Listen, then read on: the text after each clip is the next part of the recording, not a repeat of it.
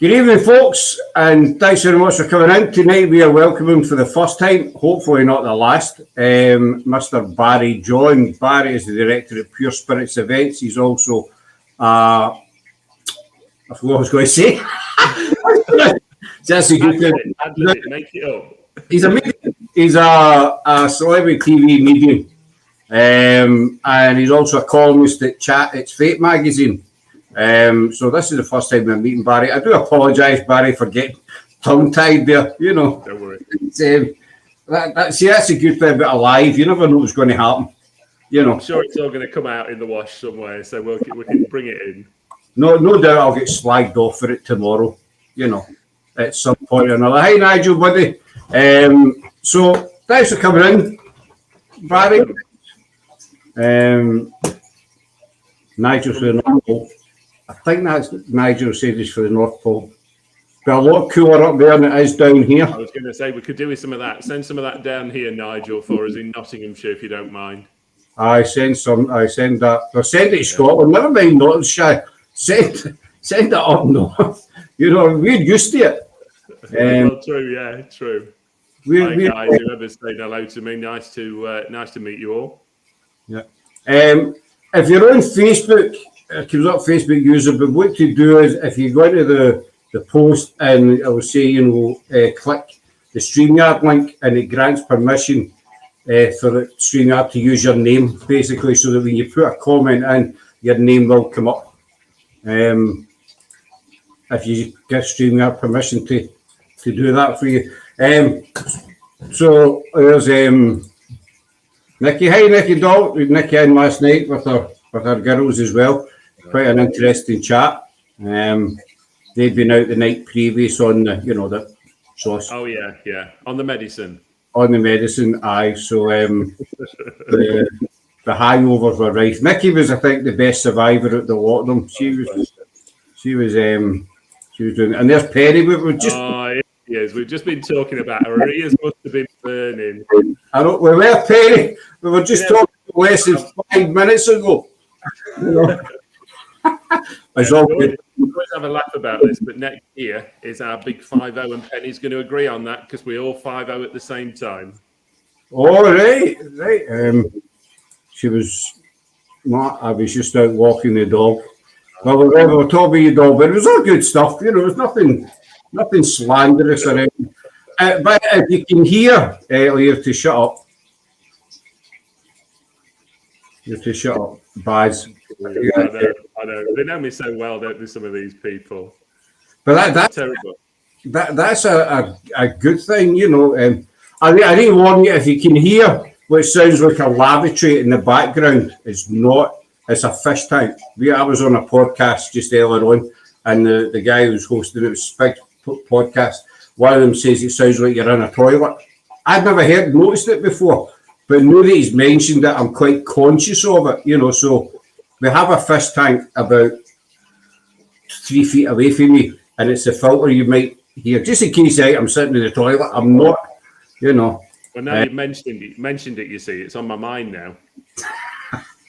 Well, when Mick Koval in last night and his chair clap, he put a comment up saying his chair claps. Hi, Robbie, buddy. And he told us what he was wearing. Oh, there's my good friend, Matt Barron, the Paranormal consultant. You and I need to get together, my man. Definitely. I'll drop you a mail. Matt's amazing. He's out his head, but in a good way. She'll be 40 again. There's Gemma. Hi, Gemma, Doc. Everybody's joining us. Actually, Barrie, I do apologise. That's all right. It's your show. You know what? You just tell me what you want me to do, apart from dance and sing. Well, if you like do it, can you do a Scottish accent? And I know you're about 50% Scottish. And I've done this to the girls last night, and I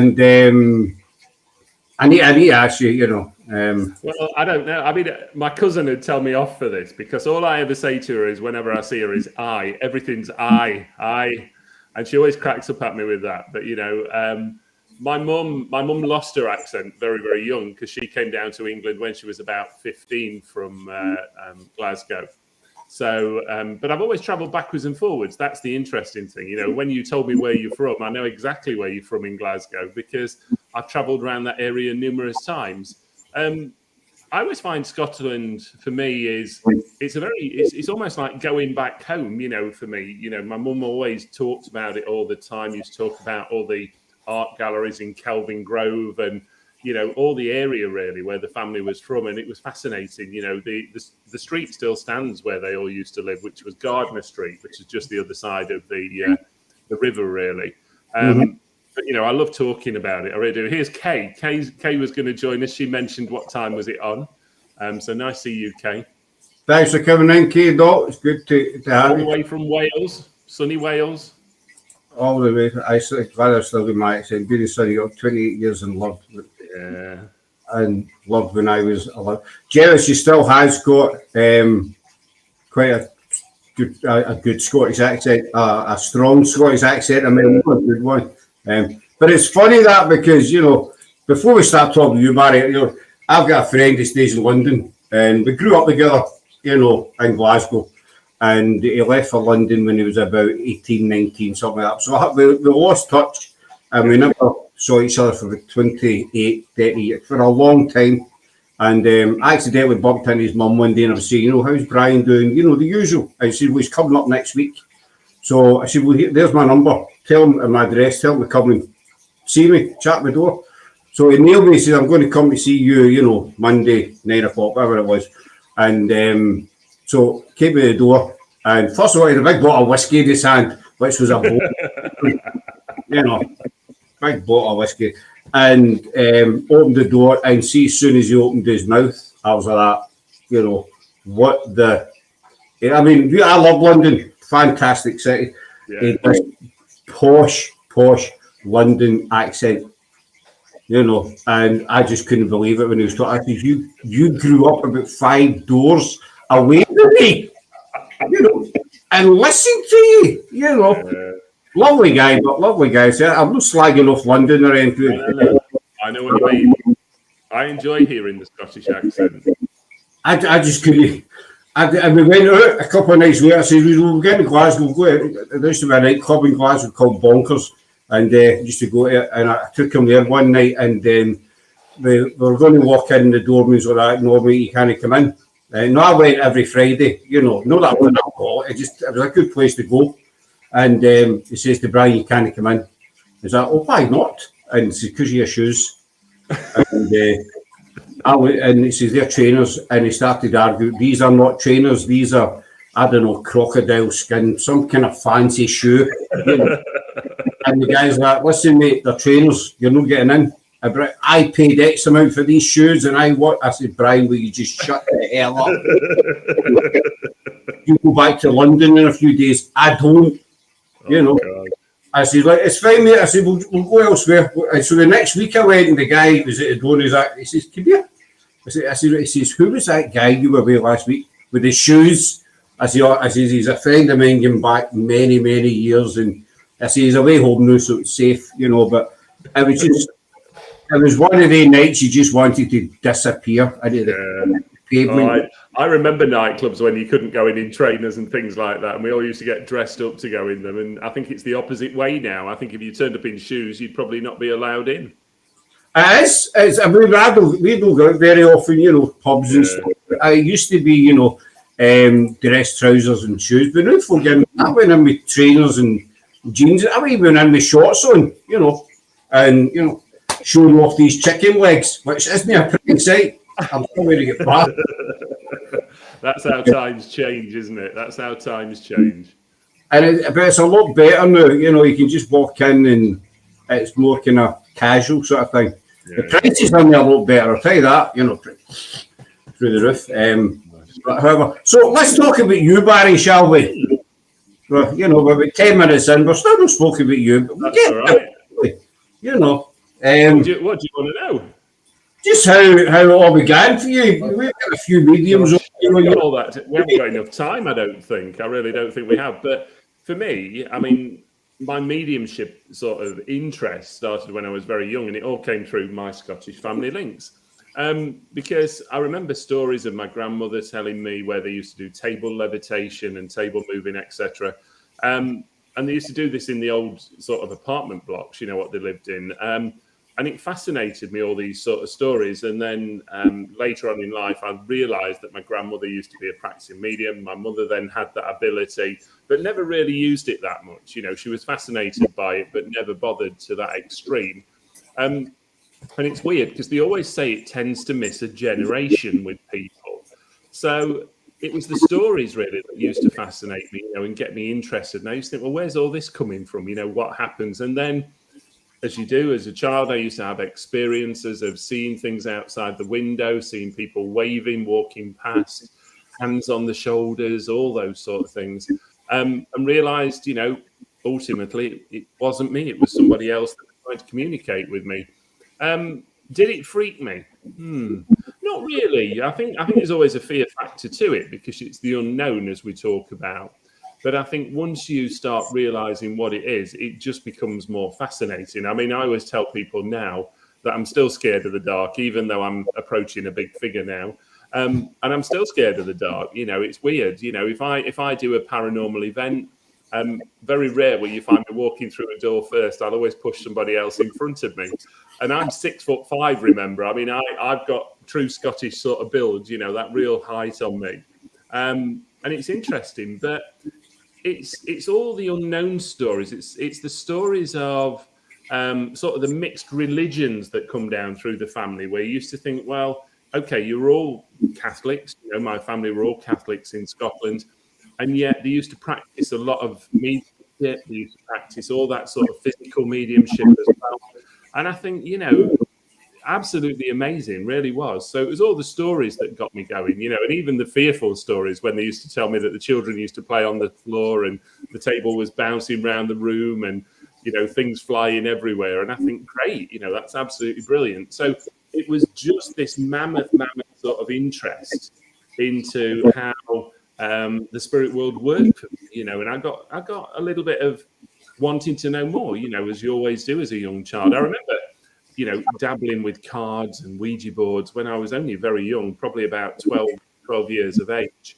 You know, and I always remember playing with a Ouija board at a friend's house and not practicing it professionally. I've got to say that we were messing around with it. And that was my first sort of like crap my pants moment. I'll put it very bluntly, because I remember the shelf flying out of this cabinet and just smashing on the floor. And I thought, maybe we shouldn't have done that. Maybe we should. Yeah. The Ouija board it's something that I always swore that I would never ever try. I don't know, maybe whether I'd watch. I mean, nothing freaks me out, you know, that turn, nothing like that freaks me out. Penny was actually saying about your height there, by two seconds, put it up. How tall Barry is, he should be scared of the dark, he'll bang his head. I remember the first time I met Penny was at Coombe Abbey, where I was actually a few weeks ago as well, with my partner on a bit of a break. And I remember it was at Coombe Abbey, and she actually had to stand like I had to stand 2 or 3 steps below her to be on her level. See, Laura and her team, Laura and Craig, the man in white, they're in her team, and Craig's 6'7", I think he is. Oh my gosh. He can actually rest his elbow on my head, you know, and I always tell him to kind of stand away because he gives me a height complex, because I'm like 5'6" or something. I'm a munchkin compared to, you know, he stands beside me and, you know, going to sort of stop my head if I'm from my gatepost. I think a human gatepost or something is how we doing. I think the only problem with having the height, I can guarantee, you know, any sort of venues that I've done in terms of paranormal, I've found all the cobwebs, I've found any low-flying doorways, and I always tend to find the low staircases. So you always hear me because I'm always cursing because I've hit my head on something. I know. I get used to it. Because you're too tall. I mean, goodbye the Ouija boards. Maybe I'd watched too many Hollywood movies. I don't know, but it's on the Ouija board, staying away from it. And there's a team that we're quite friendly with, GSI. They're based in Nottingham, actually. And we've known them since practically day one. I think they were one of our first guests. And we've kept in close contact, and we talk every week. That's who we did Sherwood Forest with. And with a kind of running joke, John, the kind of leading, he's one of the founders, he hates high and brew. He'd never ever tried it. And so it was a kind of running joke with him. And I said, well, we ever meet up, I'll try the Ouija board if you drink a can of high and brew. And so we met up at Sherwood Forest, and I gave him the can iron brew, and so obviously, lo and behold, he drank. He hated it, but I give the guy his credit. He did drink it, So he says, right, your turn, your end of the deal. Let's try the Ouija board. So I tried it, and we only done it for about 10 minutes, not much. And with a young man came through, but I found it quite relaxing. I know it might sound strange. Do you know, I do more group bookings where people want to try the Ouija board, and purely it's for the fact that if I'm sat around a table, I know who's going to come through, and I can guarantee 9 out of 10 times it'll be a family member trying to communicate with them. And I think for people, it's getting that feeling of it and knowing that they're doing it and that I'm not doing it, I'm not touching it. And all I'm really doing is interpreting what's coming through in a lot of cases. Even on paranormal events, I've always used them for my guests because I think, again, it's that touchy-feely. People want to see it for themselves. No different to table tipping and table moving where, they want to put their hands on something to see if they can do it, see if they can make it work. I think the problem is nowadays is that, a lot of sort of paranormal events have had to change, and they're very different to what they used to be years ago. I mean, I remember when I started out in the early 90s, and we used to sit in rooms for hours on end, hardly talking to one another. We'd sit there with a notepad, you might do a few trigger objects, but we had nothing like what we've got nowadays. And we'd just see what would happen, what we could pick up, what we could get. Whereas, then it started to get very sort of interactive, let me call it, where it was all about people calling out, seeing what we could get. But the problem for that, for me, was when people were messing about and calling out in cases, and I mean that on 2 separate accounts, you tended to miss so many things that were happening in the room. You'd miss hearing the thump and somebody would hear it, but everybody else missed it. And it's because they almost became, I don't know, what do you call it, more of a social event than rather a paranormal event, which was a shame, really, because, all I've ever wanted to do is prove to people that there is more to life than death, and that there is something there that we can all communicate with if only we just sit and listen to it. Do you know what, Scott? I've lost account of how many times people have sat in a vigil and suddenly started to open a can of pop or open sweets in the pocket, thinking that you can't hear them, or chewing sweets. And you think, when you get to that point, you think, for God's sake, just shut up and just listen, just see what comes through. So I think there's a real big avenue still for people that, people want to experience something. They still want to do all these paranormal events. But I think, it's almost like people need to have their own experience of it. And that's what I always pushed with any event I had. I'd make people do things and go, right, you have a go at it. You go in that room on your own, see what you feel, take a camera with you, see what you get. Because that's what people want. They want to feel something and experience something. Yeah, I totally agree. I've watched, we don't do events. We toyed with the idea last year, but never happened. And, but, I've watched some of them on YouTube, wherever, and it's the organisers, they'll do everything. And the people are just all standing around watching them. And I would rather, give somebody a K2 meter or whatever and say, go in that room, go spend half an hour in that room, sit down and just ask some random questions, see what happens, and then tell us, how you felt, whatever. Because, I'm not a big fan of tech, but no offence to anybody who uses it, but I don't think anything can beat the personal experience. Do you know what, Scott? I 100% agree with you on that. I really do. I think equipment is great until it starts taking over. And the worst thing for me was when we started getting all these apps on iPhones, like Ghost Finder apps and detecting things, and people would walk in with an iPhone looking for ghosts. And I used to think, oh, here we go again, and it really started to spoil it for me personally, and this is my view, it spoilt it because we seem to lose the authenticity of ghost hunting then, or the paranormal side, because people were trying to create things that weren't actually there at all. And you always tend to find, if you're not careful, that people start to dramatize things, very dramatic, and going over the top with it. And I've seen it too many times, and for me, it doesn't impress me. I want to see physical proof. I want to see things happening. I would sooner see objects moving or something being thrown and then walk out of that room and think, right, how did that happen? And, people very often ask me, they always go, do you believe everything? And I go, no.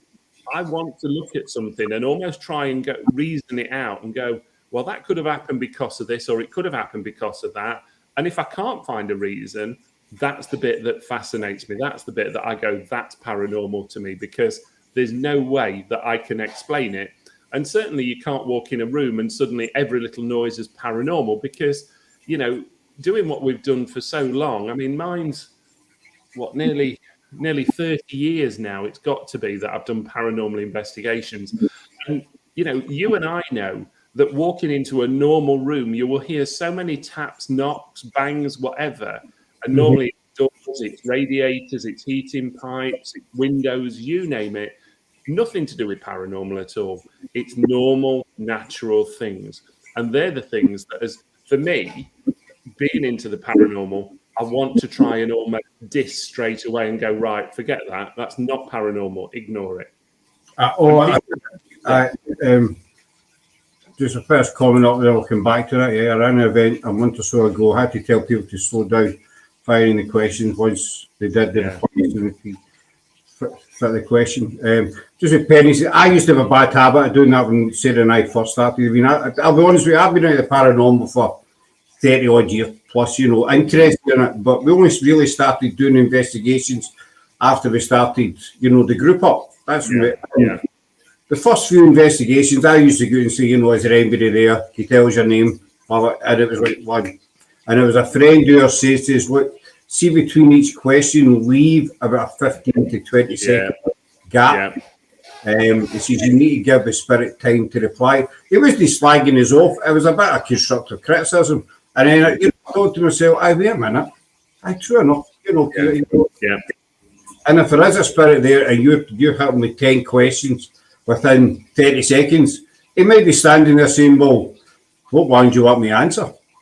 do you know, that's a great way. And we had a similar conversation to this, didn't we, before we come on air, where it also depends what you're asking. It's no good just asking a yes and no question. You want spirit to give you something quite provable and plausible. And I think that's what you've got to think of. It's no good just going, is anybody there? Because they'll go, yeah. You know what I mean? And you've got to be able to almost create that communication flow. And this is where, again, you're absolutely right on events. Suddenly one person will throw a question in, then somebody else, then somebody else, then somebody else. And you almost think, whoa, just slow down a minute. This isn't a game of rushing. This is a game of ask one thing. Let's see what happens, And I think it's also a bit of a personal experience where people need to push the boundaries. It's no good going, I'm going on a paranormal event. Well, what are you going to try? Oh, I'm not going to try anything. Well, not really much point going. Go and try and sit in a room on your own. Go and try and sit on the staircase. Walk somewhere, see what you feel, see what you get. Because, there will be things that possibly do happen to people that we won't know about. We won't experience all that, and again, this is all part of that sort of teaming up with people, where you have 2 or 3 teams working at the same time. And what you actually do is you almost catalogue what's happening at a certain time on that night. And then at the end, you all get together and you go, right, at 2 o'clock in the morning, where we heard a door bang. Well, so did we. And we did as well. And lo and behold, you've got an element of almost proof starting to happen then, that everybody heard the same thing. And they're the things that I think, for me, are what I like to see in the paranormal element. There's still that element of organisation, but it's not structured, if that makes sense to you. I don't like structured events. I like to see what happens. As you know yourself, groups, excuse me, organise events and they go, right, well, we're using this room, and this room. And I go, well, how do you know they're the active rooms? You've not even walked around the building to start off with and felt the room, felt the energy. And there's a lot to do with this. And this probably clicks onto what you were saying about all the equipment. you know, I've always trusted what I get as a medium because that's the way I've always worked.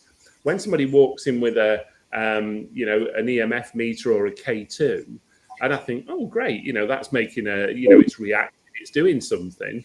But when they stood next to the fuse board, it's not really picking up anything paranormal. They've not even looked at what they're getting, you know, and where they stood. So I think we have to bring almost, I don't want to use the word professional, that sounds wrong, but almost an element of common sense back into it, where we put people in positions where, yeah, they might be a bit vulnerable. They might think, gosh, I wouldn't normally do this. Well, that's what you've gone for. Have a go. Laura's paddock. Laura's, that's what I was talking about. Creator, he's a 6'10", whatever, I don't know, 6'7". Yeah. Massive, you know. Anybody who's told ghosts will follow you, trust me.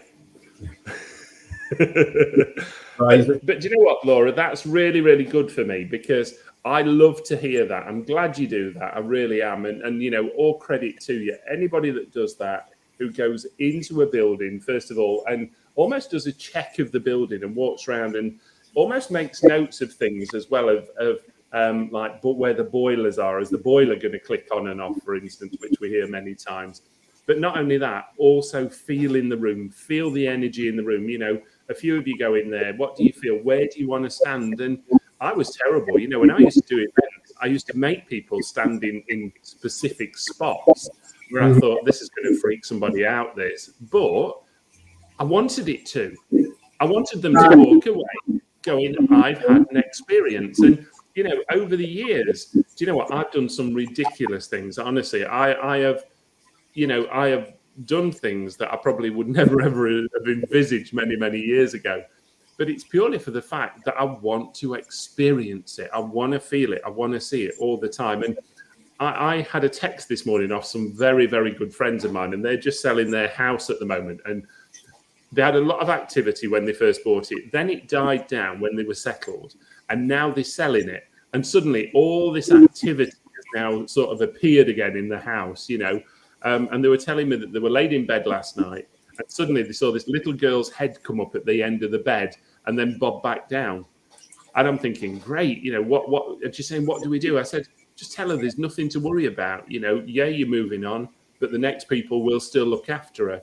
And you see, some people just don't know how to react to it, do they? You know, it's almost like, oh gosh, we've got a haunted house. It's demonic. Yeah, it's not necessarily haunted.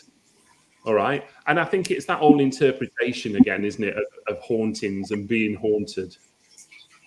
But that's exactly it. I mean, you know, you said a couple of things there, Barry, I totally agree with. As I say, Laura, she's part of the team. And we started investigating. We used to go with a plan, you know. Yeah. But you know what? We're not going to bother. We're just going to go. And when we go, I've got a rough idea in my head. You know, right, maybe try this, maybe try that, see how the night goes. Because I think you've got to have that kind of basic at the back. And but 9 times out of 10, you get there, you have a wander about whatever the location is, and you say, well, do you want to try this? Or, yeah. You trying this? You know, and just see how it goes. And sometimes I feel you get a better connection with spirit. Obviously, you're the medium, you know better than me. But I think you get a better connection with spirit because I feel that a spirit are watching you. You know, say you're in a graveyard, right? Yeah. A spirit are watching you and they're like, right, well, you know, they're kind of talking to each other. They seem to, you know, they look all right, it's down to earth kind of thing. They're not coming in all guns blazing, looking like SAS commandos with all the gear and everything, you know. So I'll maybe say hello to them because I always say that we're the same in spirit as we were the physical. The only thing that's missing is our body, you know. So you know, that is absolutely my thoughts. And you know, I always say to people, you don't have to go in there swearing, screaming, and shouting. Have a conversation, for God's sake. You know, if they're normal people, they're going to respond normally to you. And I love that question. I don't know who's put it.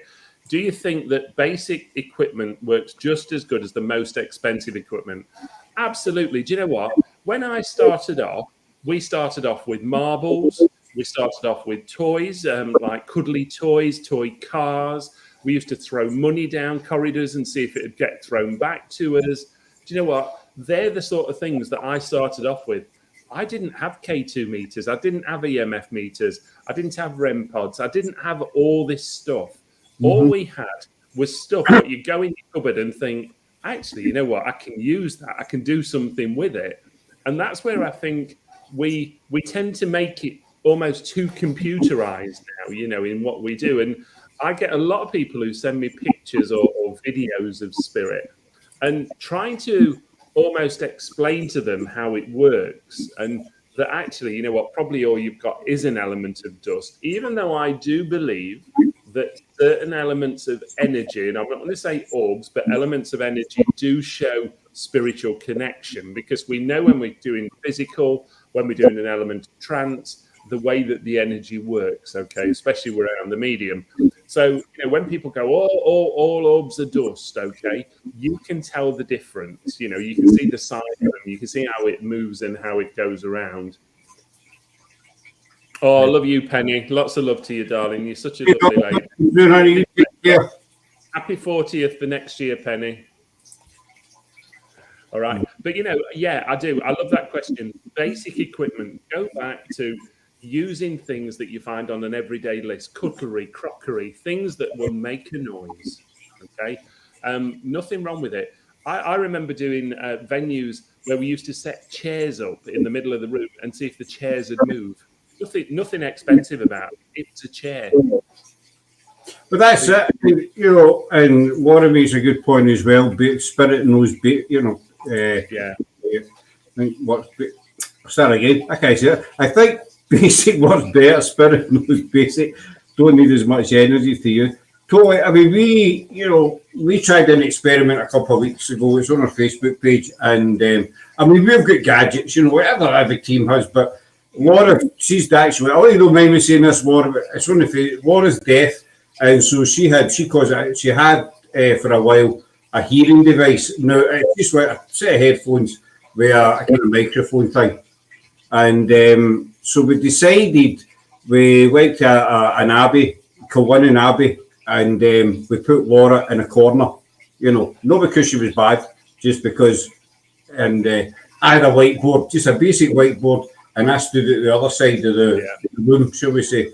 And we done it as a live. And what I did was I asked people in chat to tell me what to write on the board, you know. And so Laura couldn't see what I was writing, and I didn't say out loud. And all I said to Spirit was, can you tell me what I wrote or what I put in this book? That was it, basic and simple. And we get 4 successful answers from. The first one was a circle.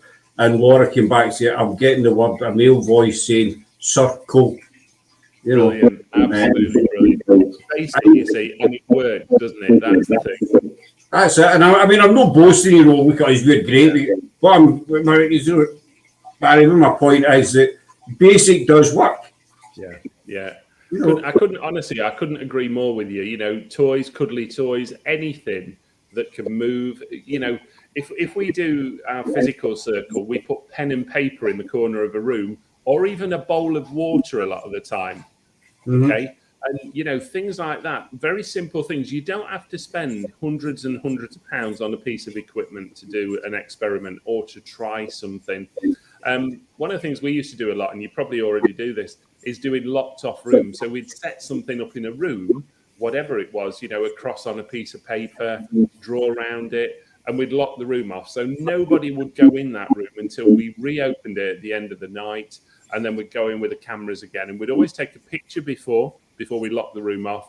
And then we'd do a picture again afterwards and see if there was any movement or anything. And that's what I enjoyed doing, really. You know, I mean, don't get me wrong, the public events, I've absolutely loved them. But, you know, certainly I've not done them out of, let's say, fame or stardom. I've done them because I want people to experience it. I want people to have a go. And we started using fidget spinners. Lovely, brilliant. Do you know one of the things that I started using? The little, you might have some of these, Scott, the little, what I call cat balls that light up and they have a little button on them.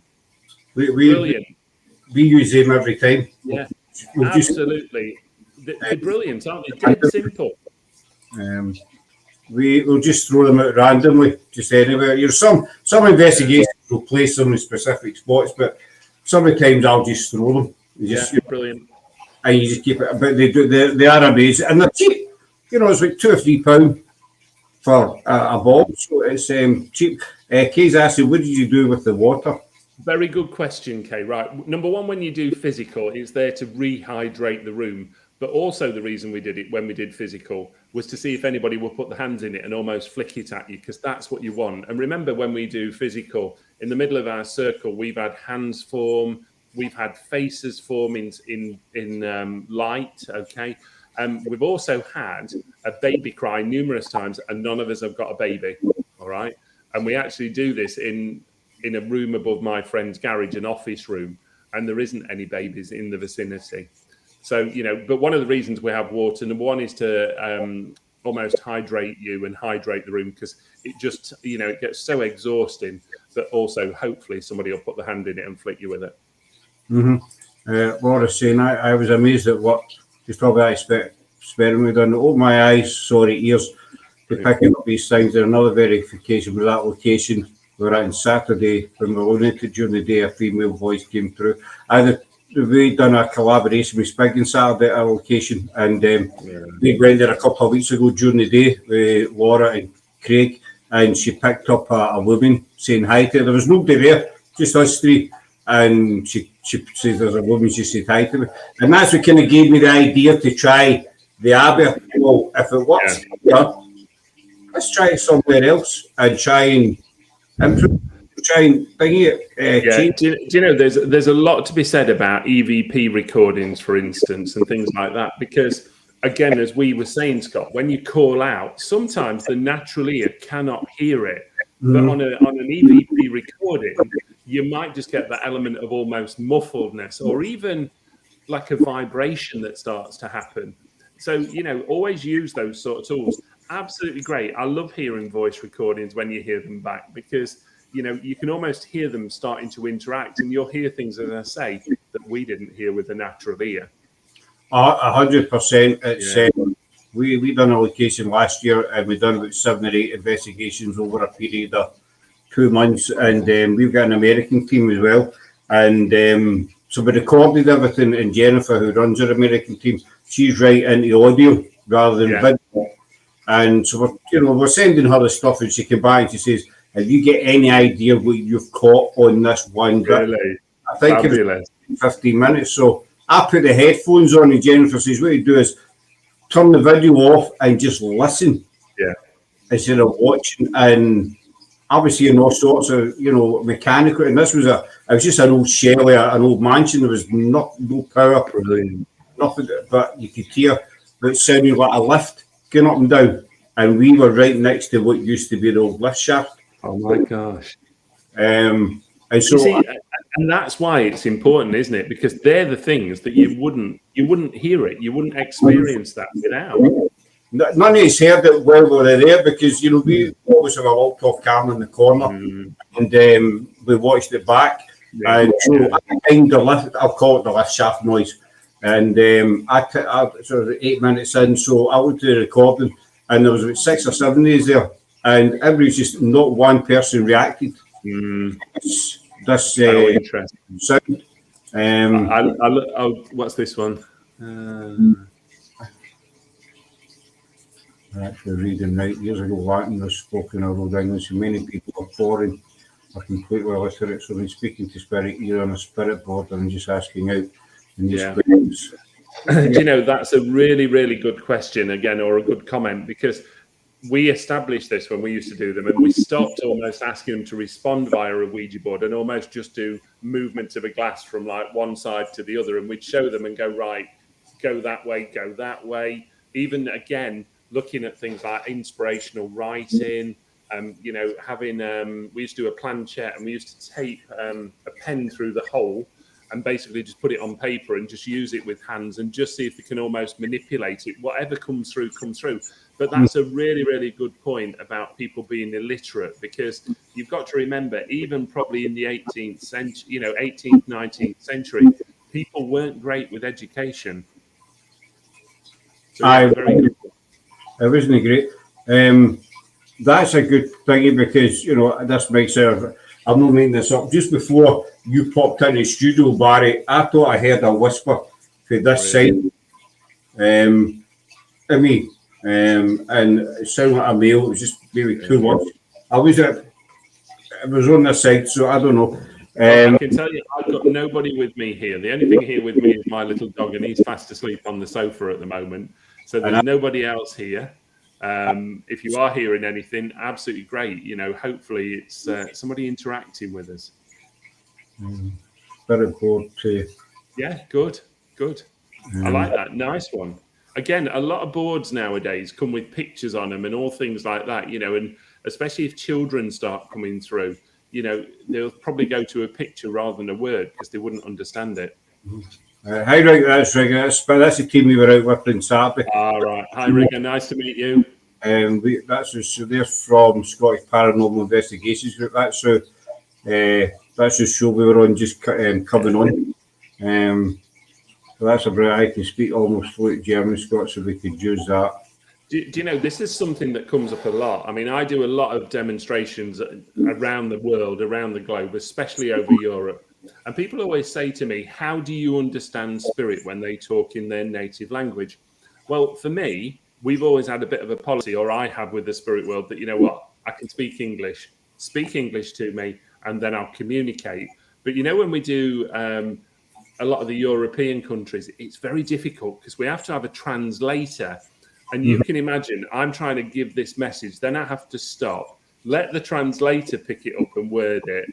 And very often people will come up to me who know English and know what I've said, and they'll go, they didn't translate what you said there. They translated that into something totally different.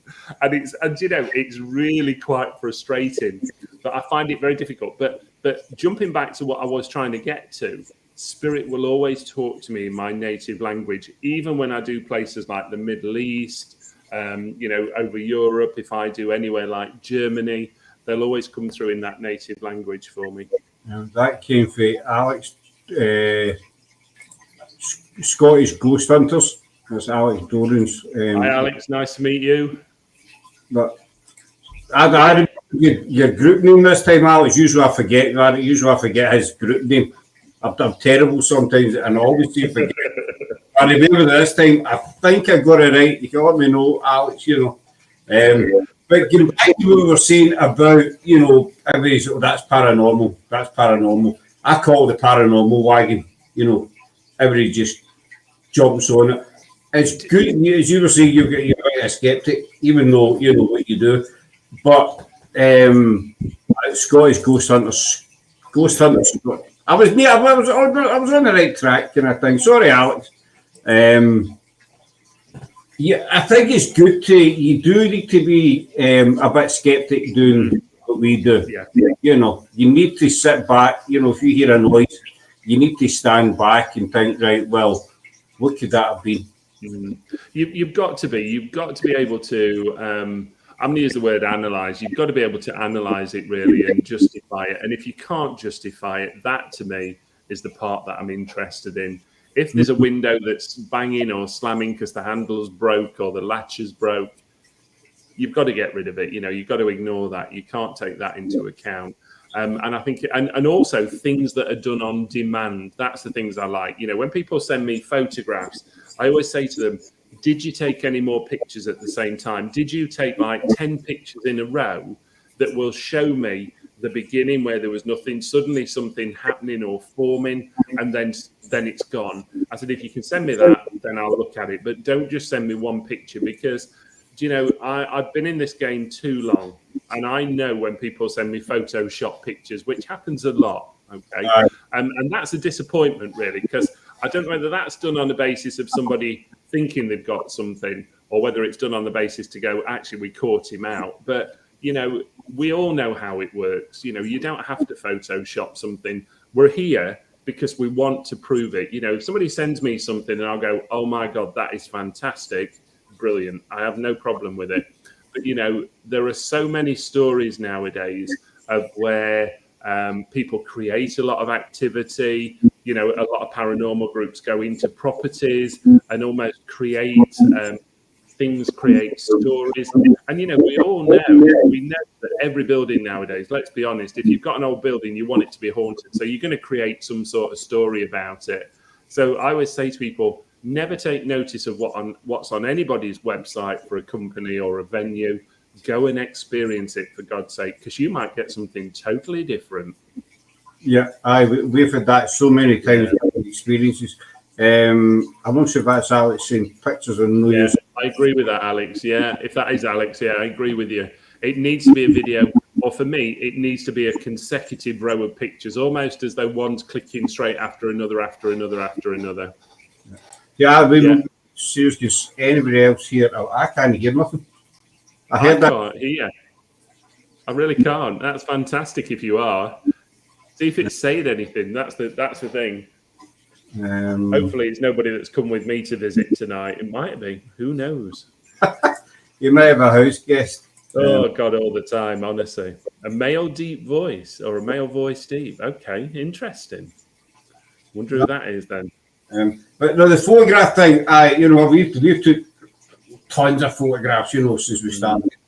But Saturday night we were out and I took these 3 photographs in succession, bang, bang, bang. And one of them, they're on the Facebook page. Now, it might not be anything, I don't know. But one of them, it looks like a white line, a white shape at an angle. And then the next 2 photos are totally clear. Somebody said it could be a bug, which possibly, but then, I think it was Ricky said if it was a bug, there would have been, because there was loads of midges and that about Saturday night, you would have picked up more. But that was with 1, 2, 3 pictures I took. See, they're on the page. Everybody wants to give us your opinion. There's a 98% chance it's no paranormal, but it's just when you get these photographs that you can't explain, or it catches your eye and you think, what is that? Yeah, I fully understand. I mean, I've had it where some of my CCTV around the house gets triggered, and when you look at it, you can almost see a spider climbing across the screen or something, or there's a cobweb across it. But that's not in all cases. I've had it before where some have triggered and nothing's been there. Especially, I have like a back sort of corridor, and that gets triggered a lot, and there's nothing there at all that could do that. It's just I just find the whole paranormal thing fascinating, and it is quite addictive, as you said earlier on, Barry. You do. It is addictive, and I always say to people, you almost, I hate using this word, but you almost develop a bit of a greed for it because you want more things to happen. You want to experience more things, and that's how it should be. But push your boundaries out there, have a go at something, try different things, see what happens. Okay, that's of interest. I know what Kay's saying there. Anybody that doesn't or doesn't know me, I'm in my hobby time, things that I enjoy doing. I'm a tour guide at Newstead Abbey in Nottinghamshire, which is the home of Lord Byron the poet, and it's a building that's dated. It's 900 years old, basically. And it's phenomenal. Some of the things what you get. People always ask me, do you ever feel anything? And I go, well, yeah, I get things following me, or I get a scent following me, or a smell. Normally a burning smell, as though it's not like cigarette smoke, but it's a very dense, almost like a wood fire smell when wood burns, and you get that real nice smell from it. And I get that following me a lot around the place very often as well. Yeah, that was the one. It's awesome. Laura's saying the voice is more prominent when Barry talks. Ooh. Can he? I've got a quick question for you here, Barry. Can you explain how spirit make verbal communication that you can hear? Like a whisper? Well, that's a really good question. Now, I would have to talk about physical mediumship there, and I would have to talk about things like the voice box, direct voice. Now, pardon how I say this, guys, that's why you need somebody who's a medium there, because a medium can generate energy that can create a voice box outside of their own body.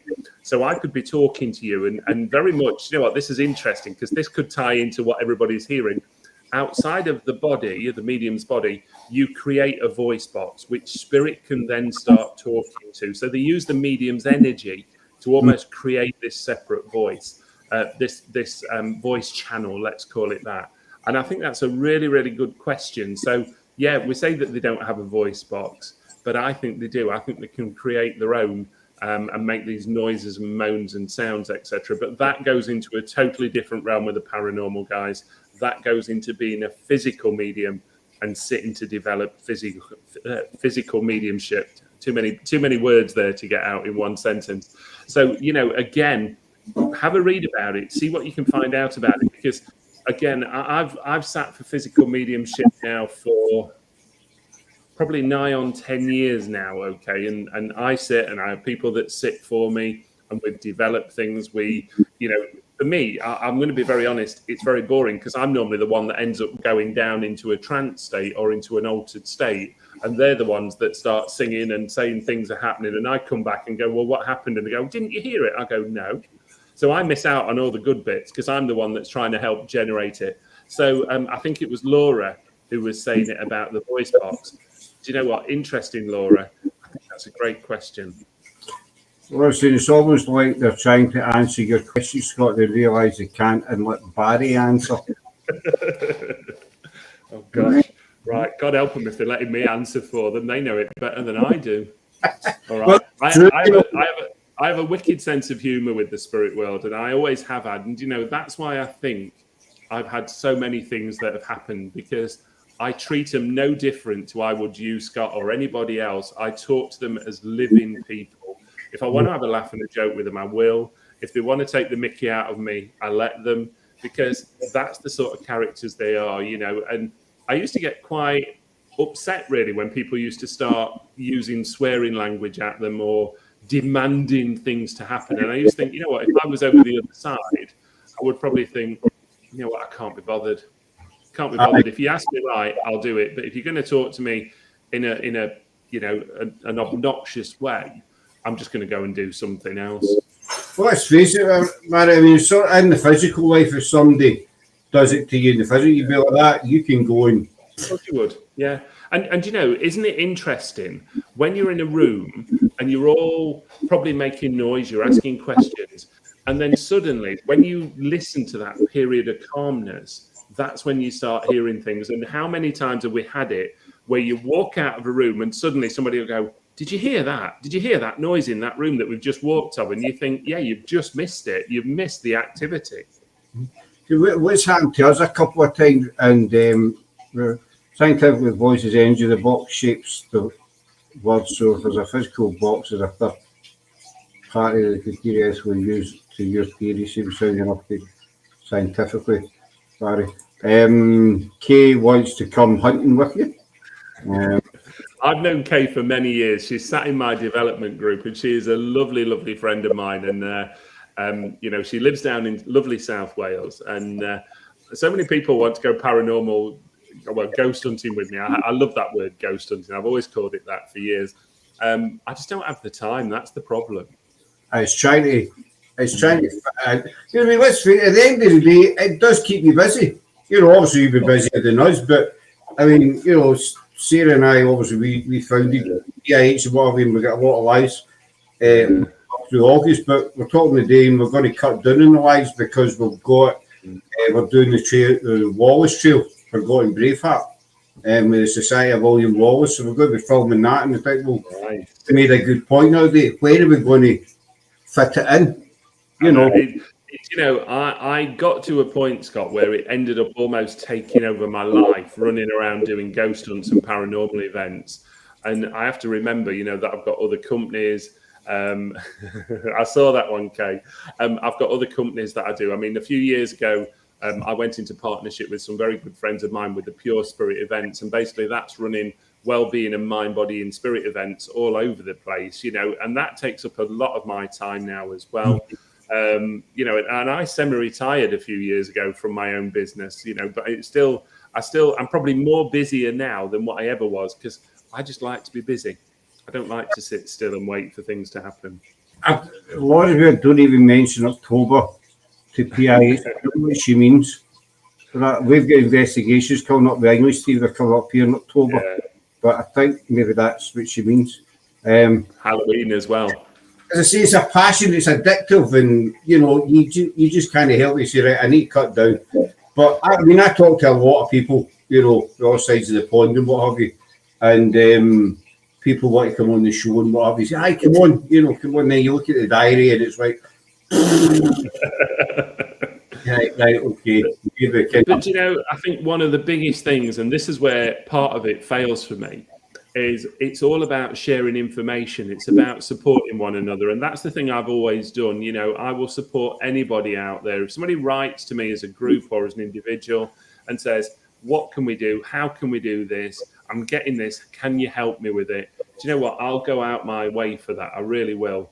And, you know, I've always had a philosophy that as much as I, you know, take an income from it and work from it, the amount of stuff that I give back in the background, which people never hear about a lot of the time, you know, supporting charities, giving to charities, charity events where, you know, I'd sooner them take most of it than me.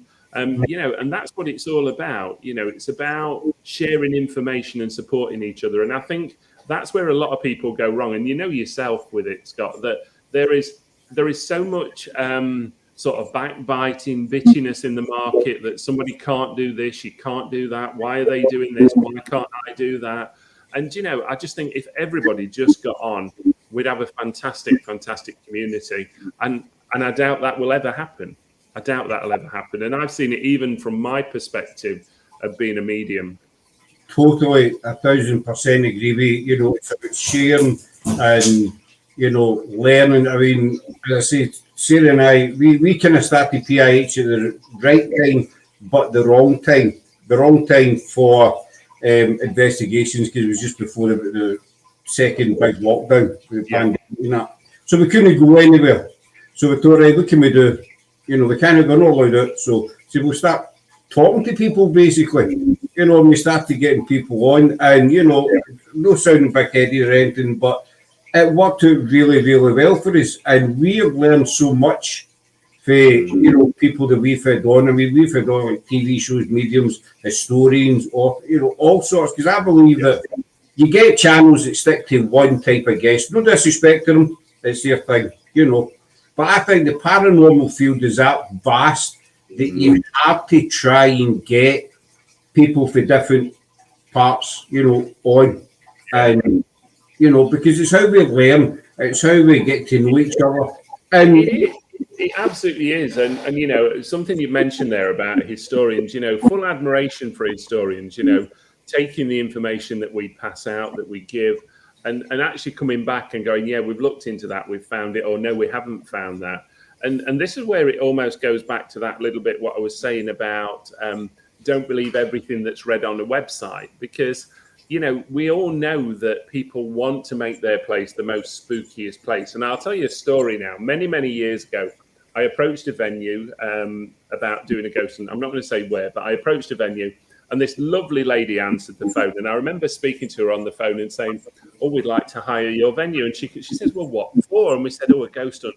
And I always remember a comment, Scott. She turned around to me and she says, I have worked here for 40 years. And she said, trust me, nothing's ever happened, okay? And I have to admire that lady for standing up and saying, don't waste your money, basically. There's nothing here. Because anybody else would have turned around and said, oh, my God, yeah, it's the most haunted place ever. You know, it's going to be £1,000 a night. Aye.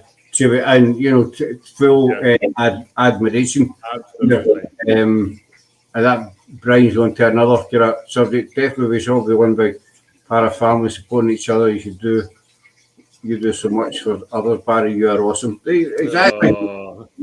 That's a nice compliment, young man. That's a nice compliment. Thank you, Kane. But we should, and see, we Sarah and I as a team, we learned so much. We just talking to people, getting them on, having a chat, and we've made a lot of good friends, including yourself, obviously. I need to say that because you're sitting there. My pleasure. Yeah. Hey, honestly, you know where I am anytime. Anybody can drop me an email, drop me a message, Facebook message me, whatever. If I can help you, trust me, I will go out my way to help you. I will.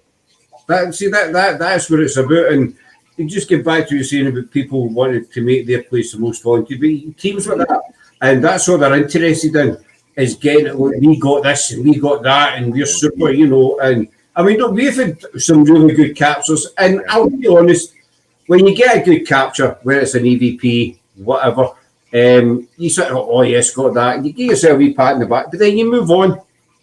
Yeah.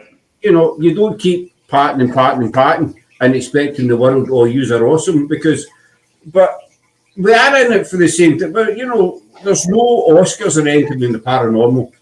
You know, there's no.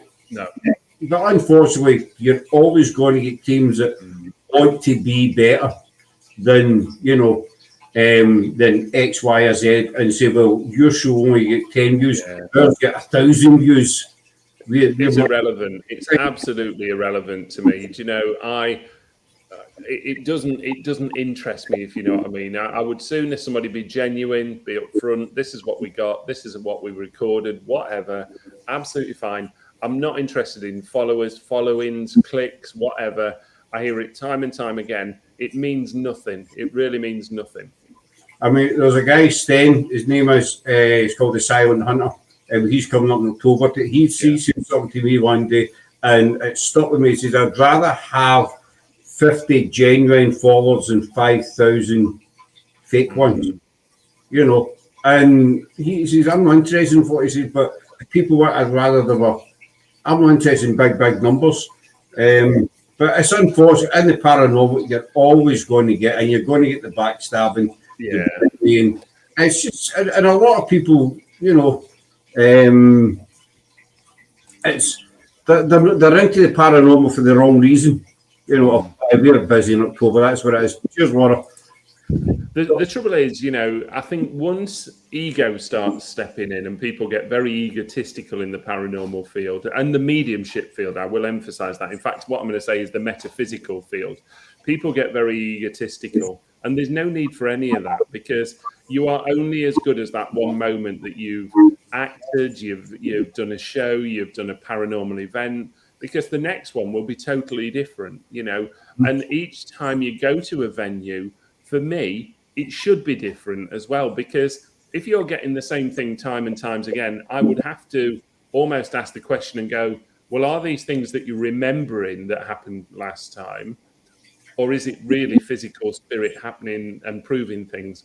And I think that's something we've got to be mindful of. And that's why I would always say to people, ignore it. If somebody says to you, go in this room because this happened, ignore it, forget it. Go in it and try it yourself. Don't listen to what anybody else says. Aye, exactly. And it's just, it's hard to explain. I'll first comment up first. It's relevant numbers are nothing. They're the same people that don't censor the followers. I always censor a request to be sure no one can scam. We do that as well. That's how we run it. Well done to you guys. Because scamming is the biggest thing nowadays. I mean, you know, I watched it over sort of the lockdown period. Everybody was doing lives, Facebook lives, and the number of people that were jumping on board, and it got to the point where, for me, it just used to frustrate me. And I mean, I'm an Aries, and trust me, I let rip at people when they annoy me, and that's all it was doing, was annoying me really, and it was spoiling it for everybody else that really wanted to try something or have a go with something.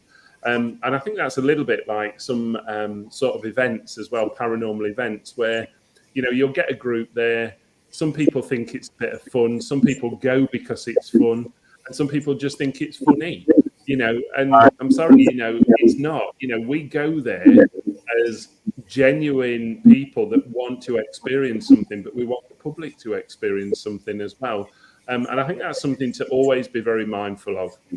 We're doing it because, you know, we love it. We're not doing it because we want to be world famous and, you know, on TV shows and all the rest of it, Las Vegas, whatever. We're doing it because we love doing it, you know, and we put in the hours investigating or doing these lives and stuff because it's you know, it's our passion. And you see, but you know, you've seen comments and all that. We had them as well. The comments, you know. I remember one comment we had was, where are all your investigations? And we commented back, well, we're in lockdown. We can't do investigation. You know, we can't go anywhere. So, that, you know, that's why we're not doing investigation. And I mean, at the end of the day, my train of thought is, you can be as big as, whoever in the paranormal, but it's all down to spirit. If spirit does not want to talk to you or communicate with you, then you've got nothing. And, you can have so many TV shows and, whatever, or you can get one little guy that goes and sits in a room and gets more, Totally. Totally. than, a global TV show does. Yeah, I agree with that. I think the good thing, the one thing that I would say about TV shows, for instance, they've created this mammoth interest in the market, and I do wonder at times, if we went back, where would we be without some of those? Would we still have this mass interest, or would people have just pulled back and go, I'm not really interested in watching that now? So, I think it's great that we can all publicise it. I think it's great that it's got a tremendous following.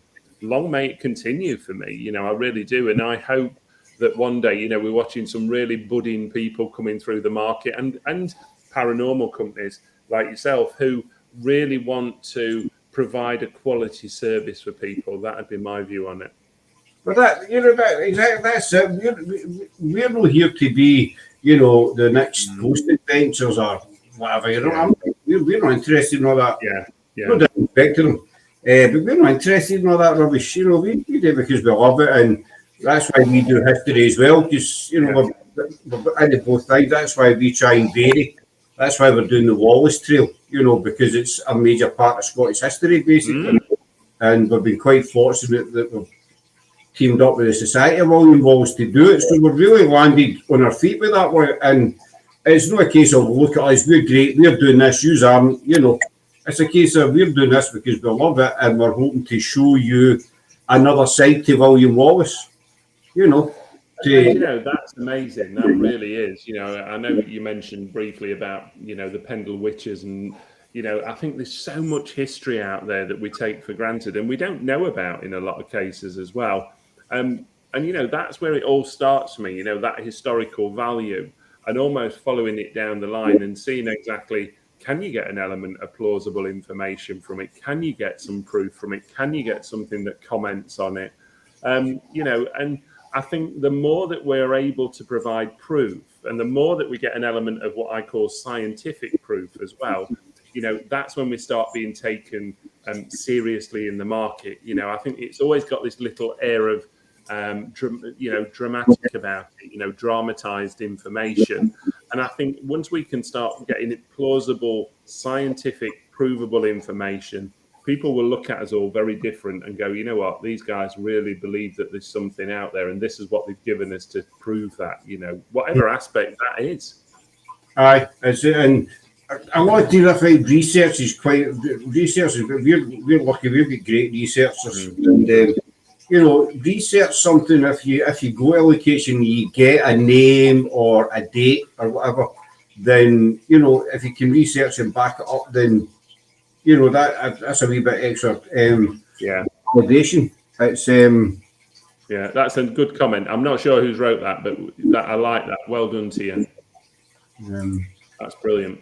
If as long as you're using the equipment to prove something, and people aren't just wandering around aimlessly and just aiming it at fuse boxes and switches and things and trying to create something that isn't there really. You put a K2 mirror up to a fuse box and you wonder why it goes red. Exactly. Whereas if you're in the middle of a room somewhere with no power in that room or even in that building and it goes to red, you start running. We had that. We did. It was last year. We did an investigation at our old mansion house, and we never got anything. But there was a castle nearby it, a 5-minute walk. And so on the way back to the cars, we decided to get into the castle. And for some reason, we didn't record it. We just went in, and the K2 meter was going to red, and we picked up. We were using necrophonic, and we picked up the words "I'm cold."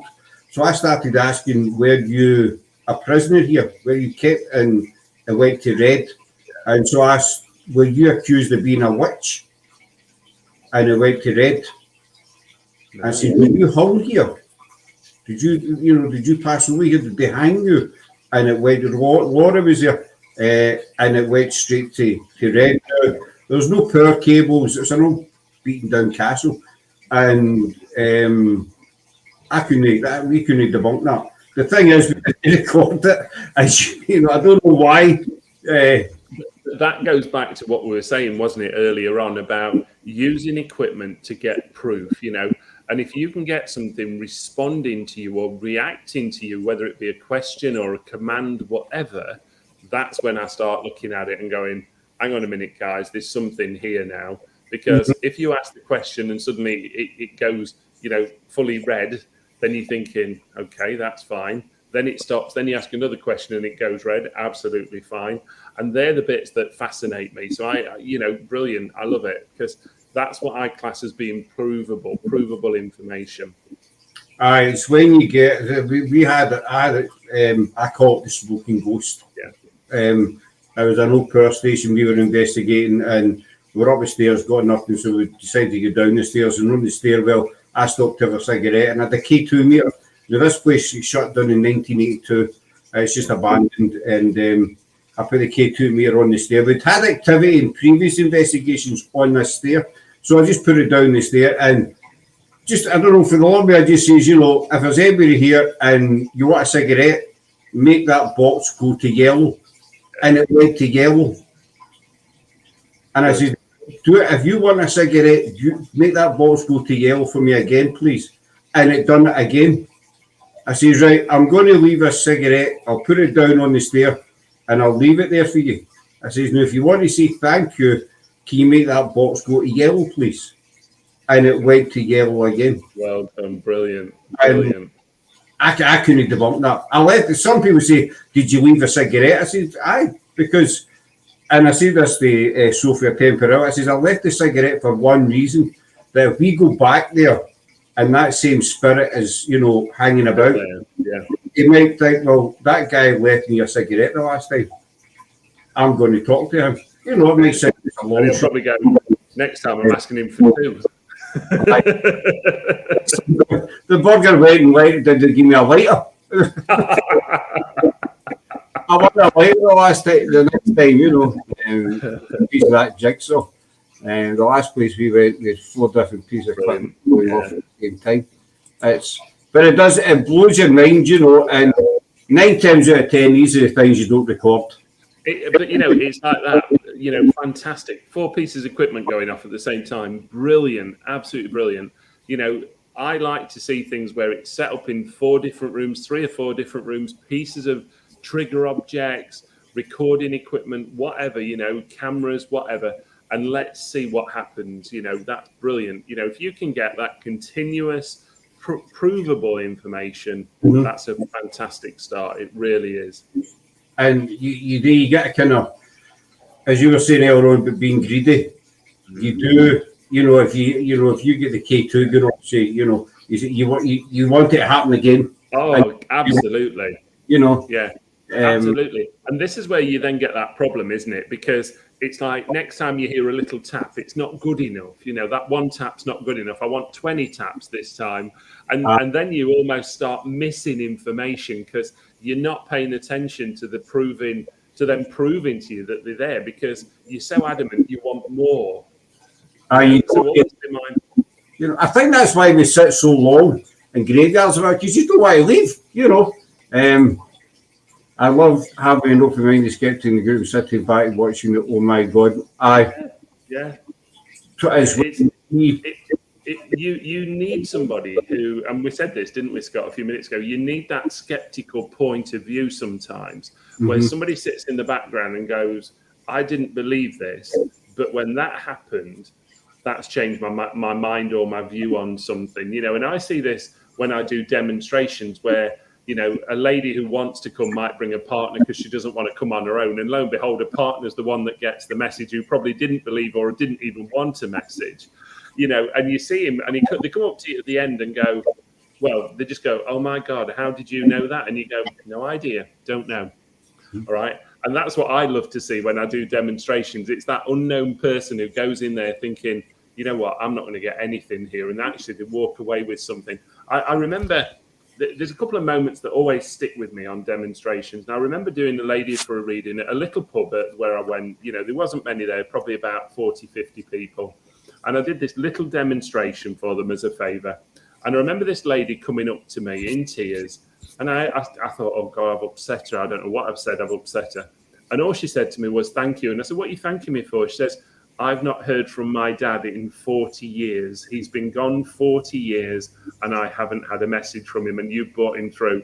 And I said, but I'm just doing what I'm here to do. That's it. And yet I know for me and for her, that's probably made her life.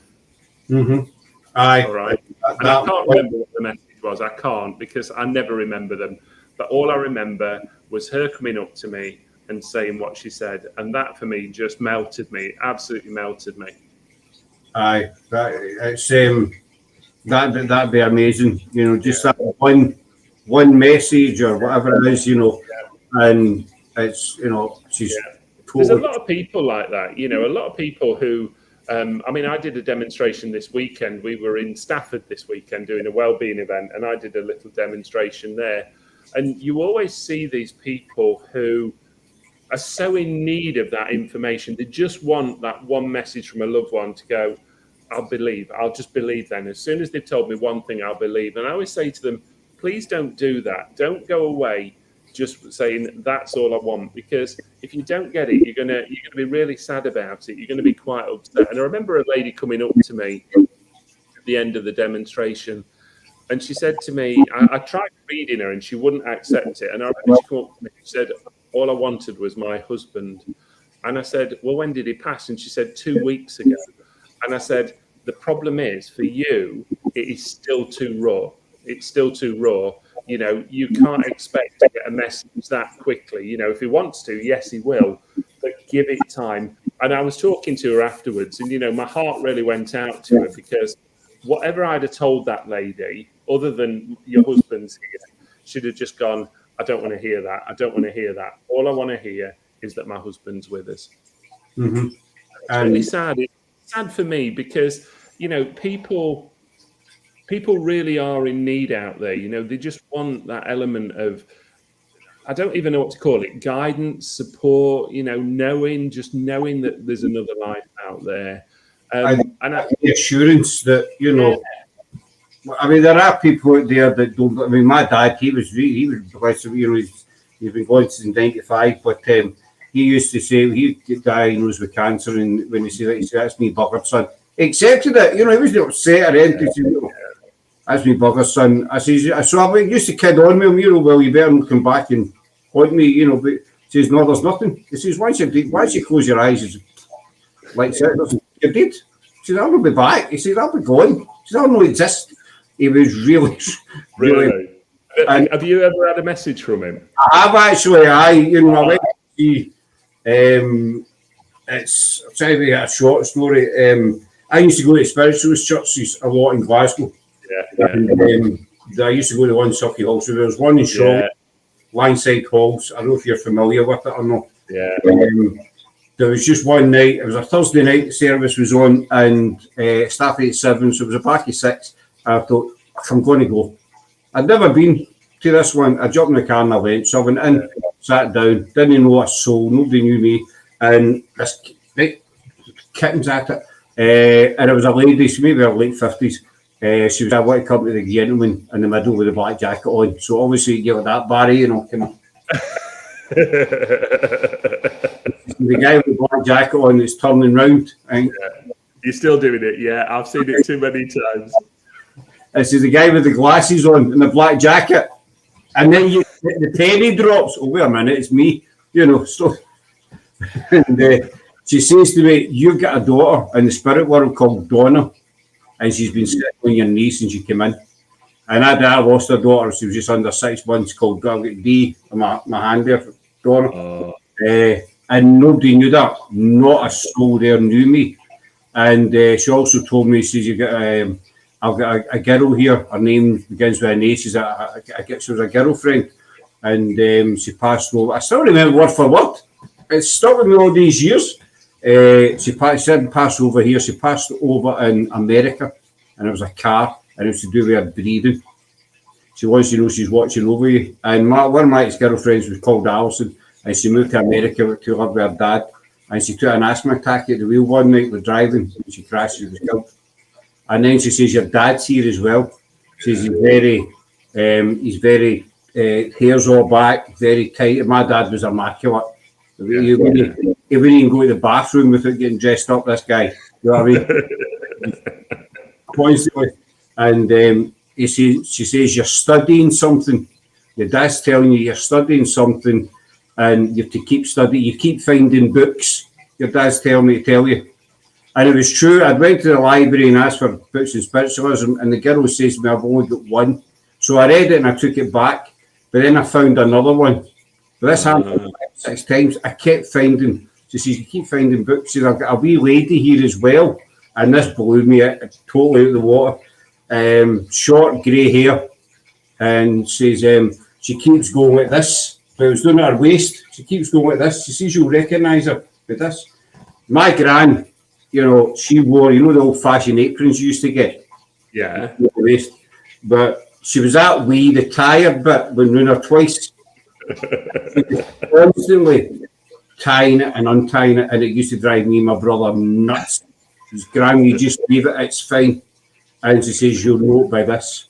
Oh, but do you know, isn't that amazing? That this is where I always say to people, in a demonstration, you don't need to give a lot of information.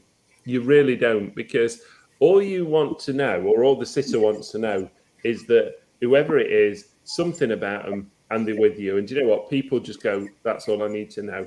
That's all I need to know. And I think sometimes it's the little bit of information that means so much to people. It really is. Do you think that I love people like you, nice, genuine, cool, love to help each other, seems fascinating. Thank you very much. Do you think that that is awesome? She was this woman. I went out and sat in the car for about half an hour after the service, and I was one of they just sit and stare ahead. Yeah, you know, almost in shock. I was, you know, did that actually just happen? Especially saying the winner and she's on your knee. Do you think that, you know, as you were saying with that lady whose husband passed over and it was like 2 weeks kind of thing, do you think that spirit, you know, whether it's a husband, mother, father, whoever, will still be around you, but will wait till they think you're ready before they try and contact you? 100%. That's what my belief is. I always say to people, yeah, you've lost them, but how would you react if they came through? And they always go, I'd be heartbroken. And I go, that's why they won't come through yet. That's why they won't come through. It's not all, you see, I don't believe people, a lot of mediums will say to you, when people cross over and they've had really bad illnesses, they have to almost go through a healing phase. And I always say, well, if that's the process, I don't want to pass over them because I want to stay here. Because my view is, as soon as you've crossed, as soon as you've gone from this world to the next, you haven't got any illness because there's nothing there to be ill anymore. And you know, I hate it when people say this to people, you know, oh, well, they're still healing, or they're going to be healing for 6 months yet. Well, no, they're not, because there's nothing to heal. Okay. And, you know, I think it's all about not necessarily the spirit in the spirit world. It's about the individual that's still here and how they'll perceive that message to be.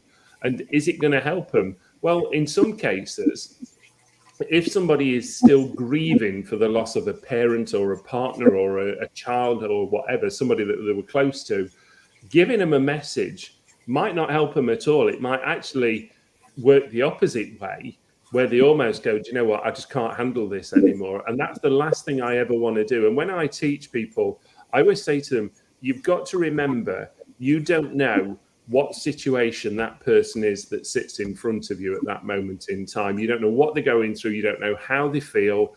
And what you certainly don't want to do is put them into a worst case scenario that when they leave you, the only thing they can think about is joining their partner or loved one in the spirit world. That's certainly not what we want to do. And you've always got to try and leave a message on a high for me. You've got to leave it on a high where you're saying to somebody, you know what, they've been through, you know, accept that they're with you, accept that they're watching over you, but they want you to stay and be happy, you know, that sort of thing. And you've got to do that because, you know, we get, I'm not going to use the word needy because that sounds quite harsh to people, but we get a lot of people that just want that one little bit of information that says, you know what, I never got a chance to say goodbye, but now they've said it to me that they're happy, and that's made my day, that I'm happy with that, you know, and that's all I've ever wanted to do is to leave people with that that view that the spirit is still there, they're still continuing to live on, they're still continuing to watch them, and that someday, one day, they're going to come back and prove to themselves that they're still here. Exactly. That you lose your dad, for instance, and you sit, and obviously you're grieving because he's gone. But your questions there, I wonder if he's okay. I wonder if he's still here. And so just that wee bit of reassurance to say, your dad, your dad's passed over. He is fine, and when the time's right, you'll hear him again or see him. And a lot of the time, Scott, it's the individual that has the experience, not coming to somebody like me. Something will happen at their home or wherever they are, whatever it is, I don't know. Dad might have had a favourite book and suddenly it falls off the bookcase and lands on the floor on a certain page. And that's all they need to know. That was his book and he's trying to tell me something. And, I think sometimes people just need to take note of it and just go, yeah, he has been to visit me. I'm happy with that. Aye, and it's kind of closure, but because it's closure, you don't forget them, you don't put, but it just gives you that wee, but they're still there, they're still round about, shall we say. As far as was shut when I was pregnant, they were able to tell my mother I would have a boy and he would be born dead, but they would revive him. It happened. They also said the name Maggie is prominent. My son's grandmother passed when I was 8 months pregnant. See, I know a lot of people, I'm the same, there is a lot of stigma that goes with mediums, Doris, that nonsense, spiritualist church adapted it afterwards. There is, I'm so glad you said that, thank you. There is, I've said on many a show, anybody can claim that, I'm a medium. Anybody can put a hand up and say, right, I'm a medium. And as you were saying, Barry, there are people who have just lost someone, where it's a day, a week, and they're desperate just for that. Absolutely. And I think, these fake mediums, for want of a better word, they see an opportunity, I'm a medium and your dad's safe. And this person, bless him, is that desperate for that message? Believe it. And then the person took, well, that'll be £100. It's terrible, isn't it? It's such a shame, I hate to think like that. I really do. And I know what you're saying, but, I know it happens because I get people who go and have a reading, come to me and say, do you know what? They've told me this and I really don't know how to accept it now. I don't know what to do with it. And it's a shame because I would sooner turn around to somebody. If somebody rang me up, like that lady, if she rang me up and said, I want a reading, I lost my husband 2 weeks ago, I'd just go, you're not ready yet. You're not ready yet. You need more time. You need to grieve. And that's one of the things I'm very, very big on with any of my clients. You must grieve yourself. You have to go through a healing process of dealing with it yourself.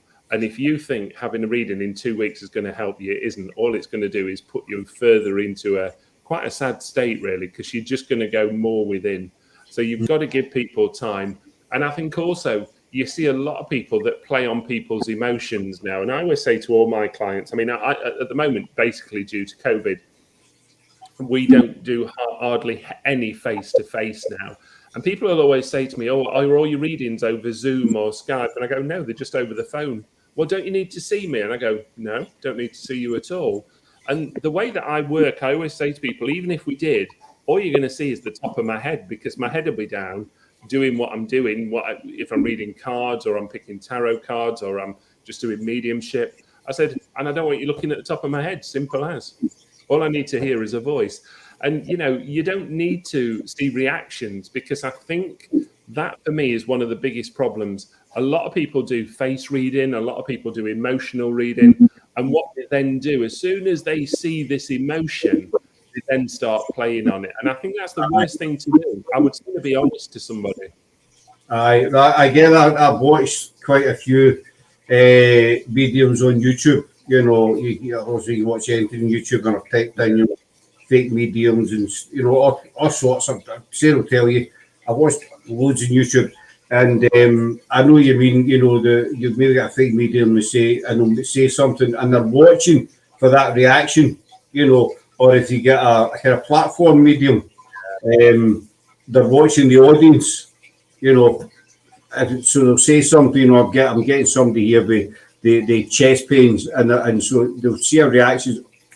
It's over in that direction, you know, and it's so wrong. But unfortunately, you know, sometimes these people are exposed. I have seen some of them exposed, you know, but the majority of the time they get away with it, and they've got thousands and thousands of people that follow them, you know, and you know.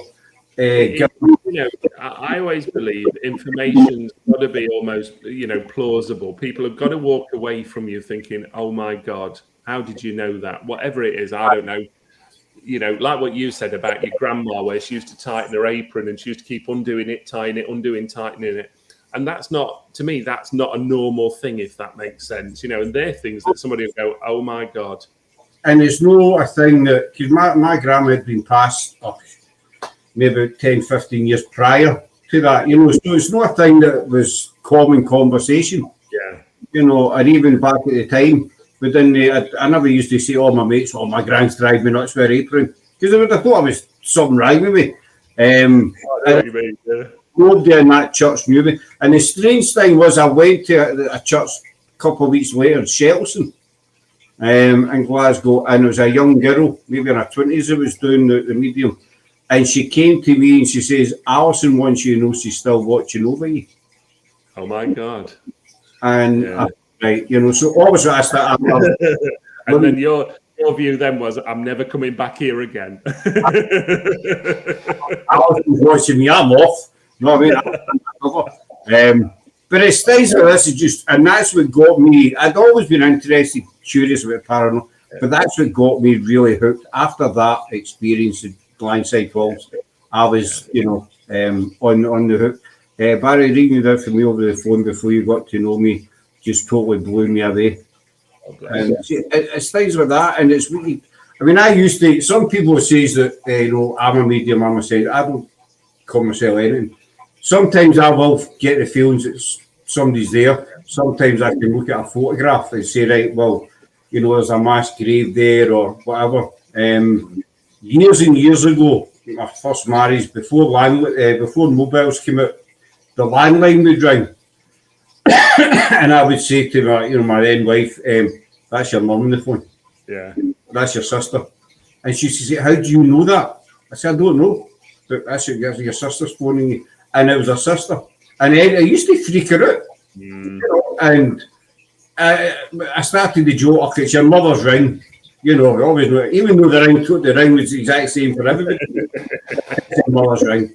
But she used to say, "How do you know who's phoning?" I said, I don't know. I just know it's your mum or it's your sister." And we talk about this a lot. You know, when I'm talking to people about psychic abilities and psychic experiences, and I still talk to them about the one, you know, when you're talking about somebody, I don't know, we could be chatting about somebody now, and suddenly, you know, I'll put the phone down from you and you go, "Oh my God, they've just rang me." You know, and it's that instinct, isn't it? It's that instant reaction where you almost go, "How did I know that?" You know, I didn't know that was going to happen. And you know, it's weird. I went through a phase many years ago of almost predicting births for people. You know, people used to come to me and go, "Am I going to get pregnant?" I used to go, "Yeah, you're going to have a girl. She's going to be, you know, 6'7", and she's going to be born around this time."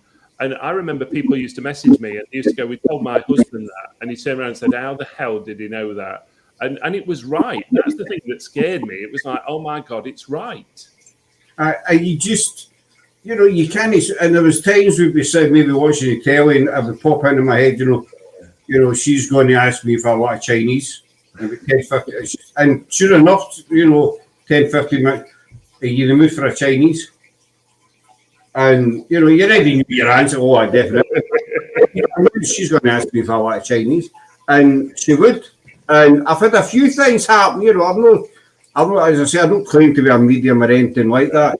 So I told my mum, I tell my son, "I'm sorry, I missed the 21st and 8th. She died in 1989, son 21 January, and son 18 in November."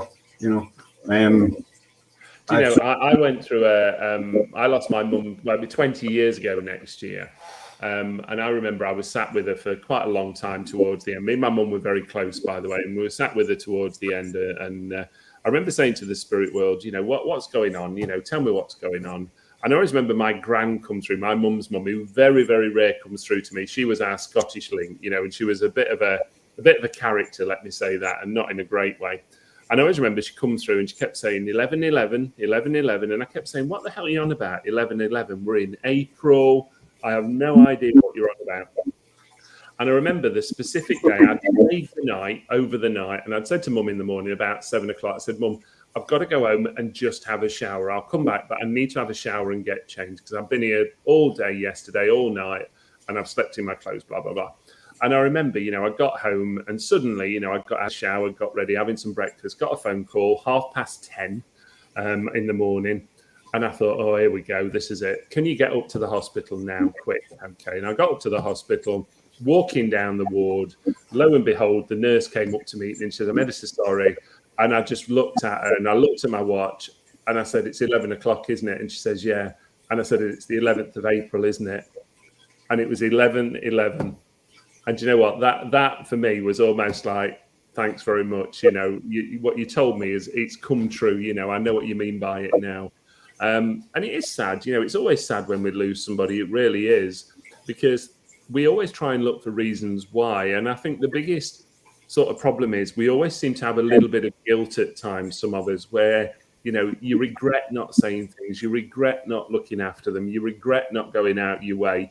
And this is where, for anybody, I always say this to everyone, if ever anybody's in that sort of situation close to dying or passing away, for God's sake, just say what you've got to say to them, because for both sides, it almost creates a relief in a way, and you can just see this relaxed look on people's faces before they pass. And I think it's so important. We don't want to have regrets. None of us want to have a regret.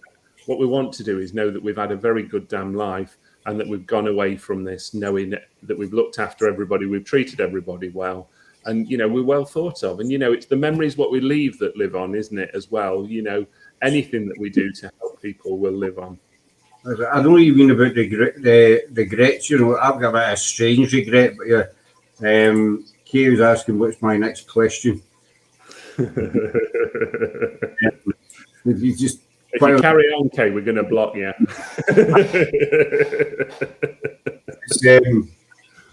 As my dad did an old Volvo, the old square-shaped Volvo tank. Yeah, I remember them. The 240s, weren't they? Aye, that's square-shaped automatic. Yeah.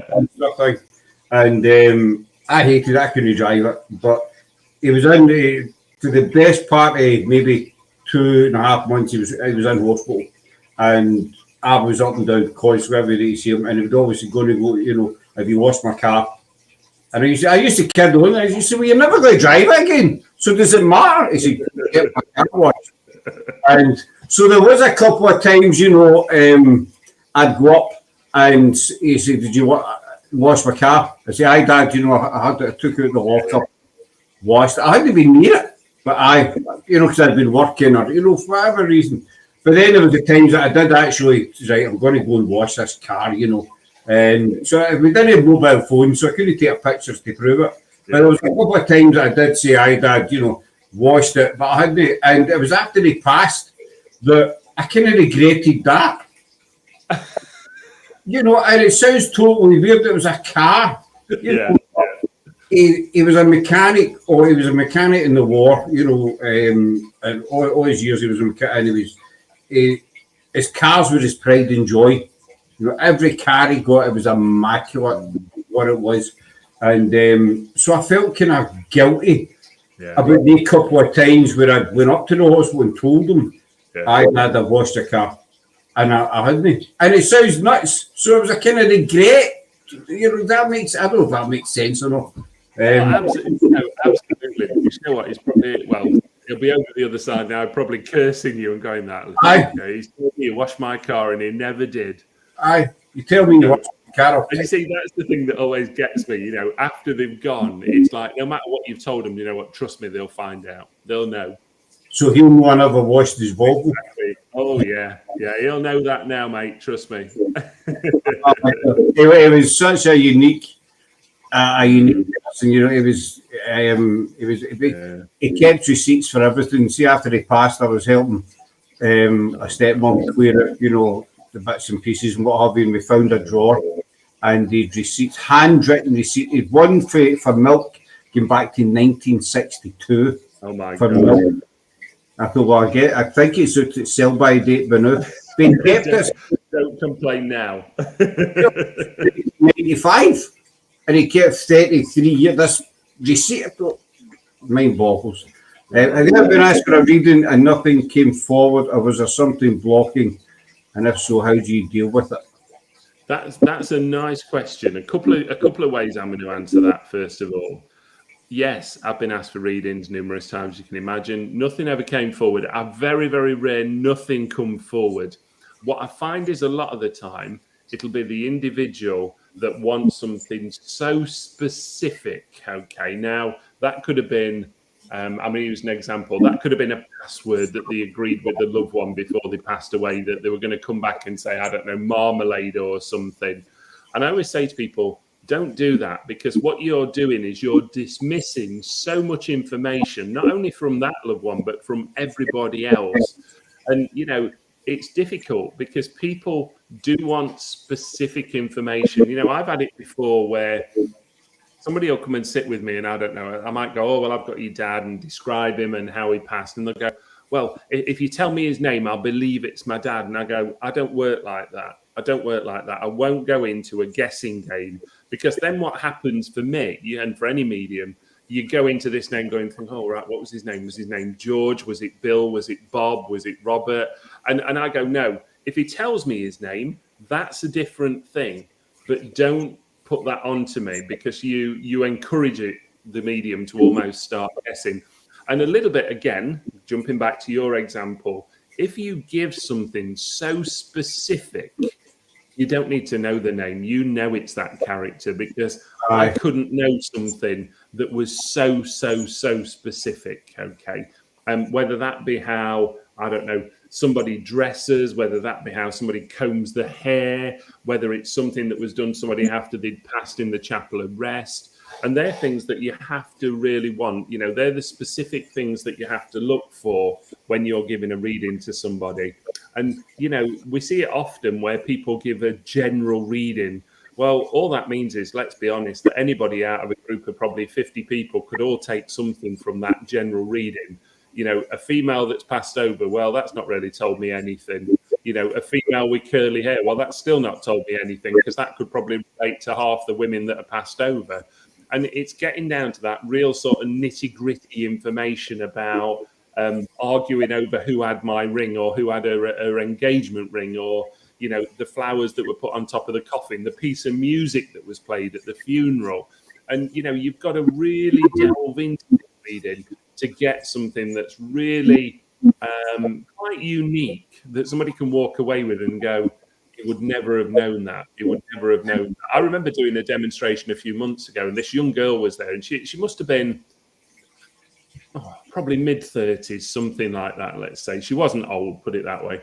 And I always remember giving her this reading, and I said, you've still got the wedding shoes in the box that you never wore. And she come to me afterwards. She says, how the hell did you know that? She says, they're under my bed. I bought 2 pairs of wedding shoes. One of them I never wore because I couldn't walk in them. And they're still in the box. And she says, I took them out the other day and I was looking at them because I thought, what nice shoes they were, but I can't walk in them. And, it's silly things like that for me that almost make me go, oh, my God, where did that come from? How did I get that piece of info? I know where it comes from, obviously, but it's almost a bit of a shock in a way, when you're getting it and you're thinking, well, how did I get it? It's just that unknown info. I remember, obviously, Colin Fry, I did quite a lot of shows with Colin towards the end when he wasn't very well. And I remember driving to one venue with him, and I think it was somewhere down south, and I've just forgotten where it was now. And I remember all the way there, all I got was this gentleman with me going, my name's George Barber. My name's George Barber.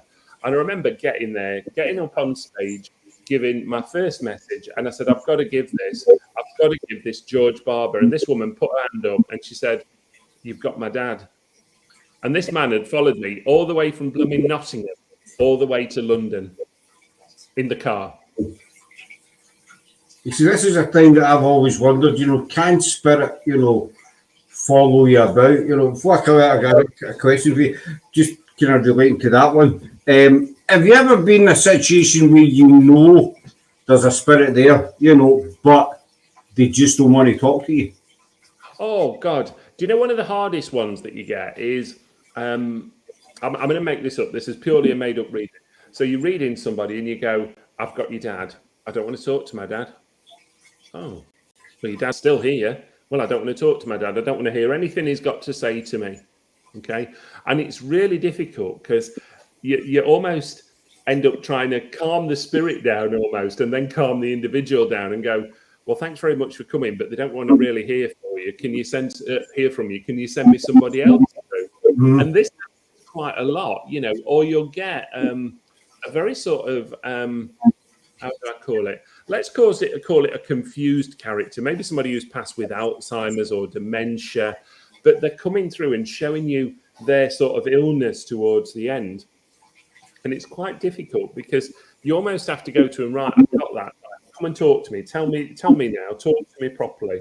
Because they will give this illness that they passed with. But you don't want that. You don't want to see that. What you want to do is you want them to communicate. So you do get, spirits that will stand in the background. You get some spirits that are stronger than others. And I always say that if you've got a Scottish woman, for instance, like my mother, good God, she'll talk your hind legs off.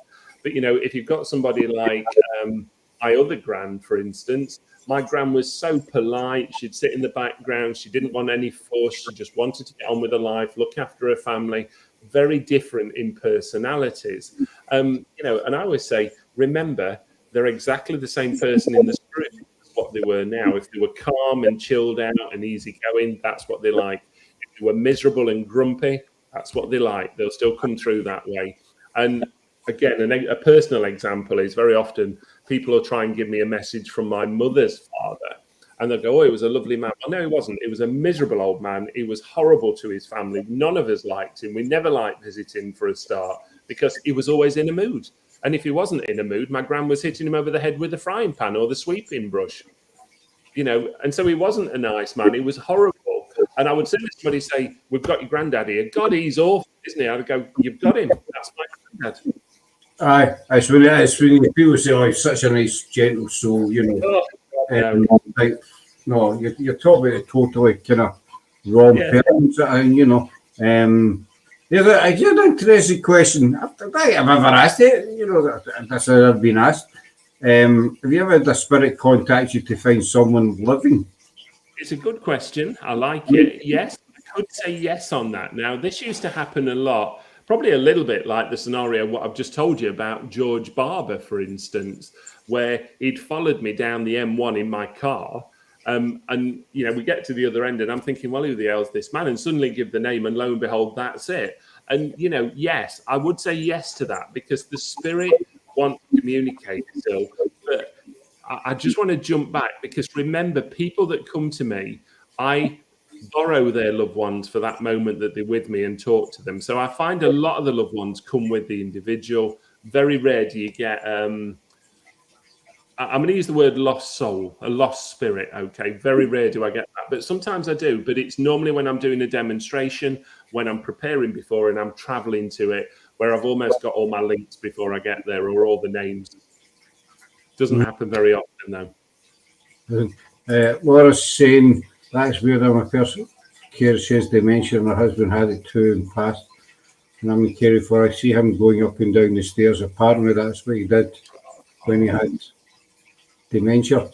We just get back by what you were saying about the grumpy, like grumpy in this life. And, yourself in paranormal investigations, the demonic word gets used quite a lot. It gets thrown about everywhere, we've done quite a lot of investigations, but we've never had anything demonic. We had one experience at Canongate in Edinburgh, where we just get this heavy feeling that we weren't wanted.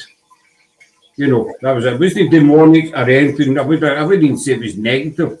It was just, you walk in a place like that, I'm not wanted here. It was really, really heavy, and that was it. Do you think the demonic word gets thrown about too much these days?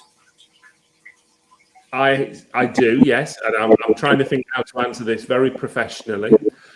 I think it's very Americanized. I think whatever show you watch with America, there always has to be a demon there. Now, bearing in mind that America's not really that old, but there always seems to be a gate from hell or a portal from hell that suddenly appears in the middle of America in an old factory somewhere or something like that. And please, this is my view. Remember that I will say this to everybody, but I think it's too easily used. I think a lot of the venues that we use are all family homes. Families have lived there. Even things like old monasteries and priories. These were deeply religious people. The word demonic would never enter their sort of vocabulary, and I think it's almost done. I'm probably going to get lots of hate mail now from this. I think a lot of it is done for the effect. I think a lot of it is done to get attention.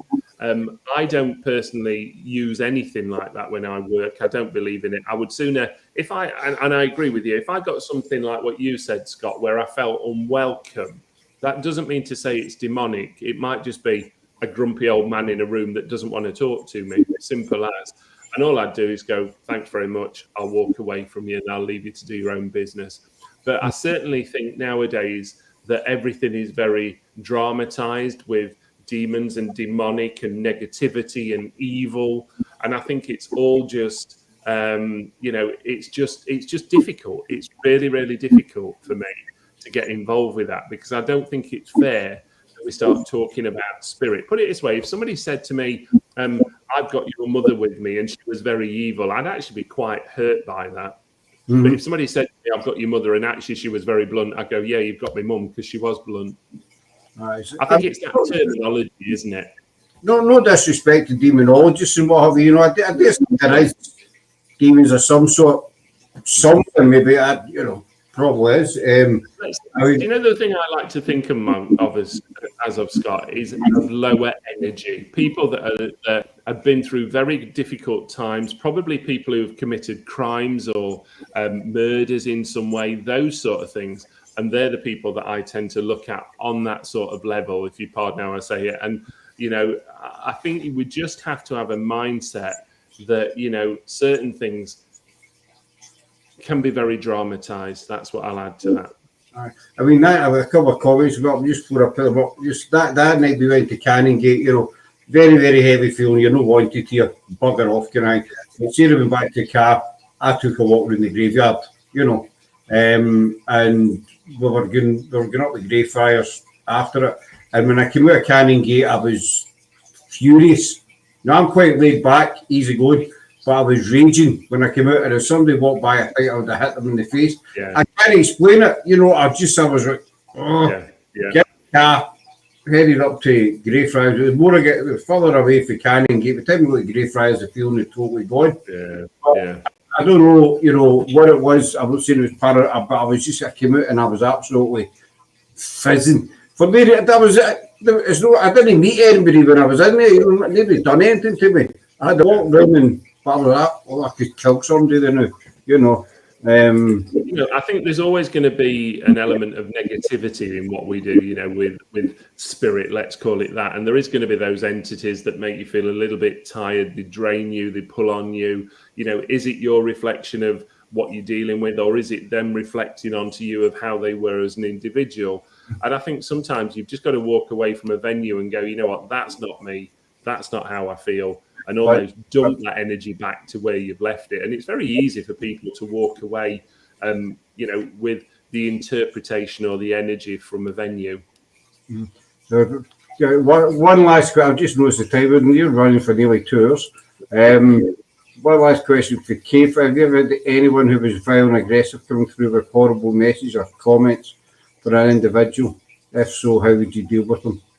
I suppose, again, it depends on what basis this came through. If it was something, let's call it negative, that I felt was uncomfortable, then I would probably just almost ignore it and push it to one side. If I felt this was a loved one coming through, again, it was probably of that ilk where they weren't a nice character. They were quite angry. Maybe they were angry about a situation.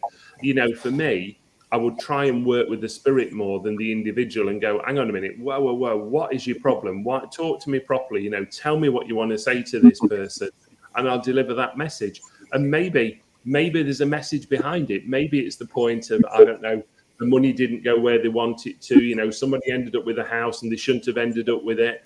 And I think it's that whole thing of trying to calm the situation first. So I certainly would give a message from it, but I would try to almost calm the situation. Again, it goes back to what I said a few minutes ago, where I would want somebody to leave me after having a sit-in on a positive note, not on a low note. I want them to walk away on a high, thinking that's what I needed to hear. And again, it's that provable info. There is something in that whole message that creates this anger or aggression that needed to be dealt with or should have been sorted out.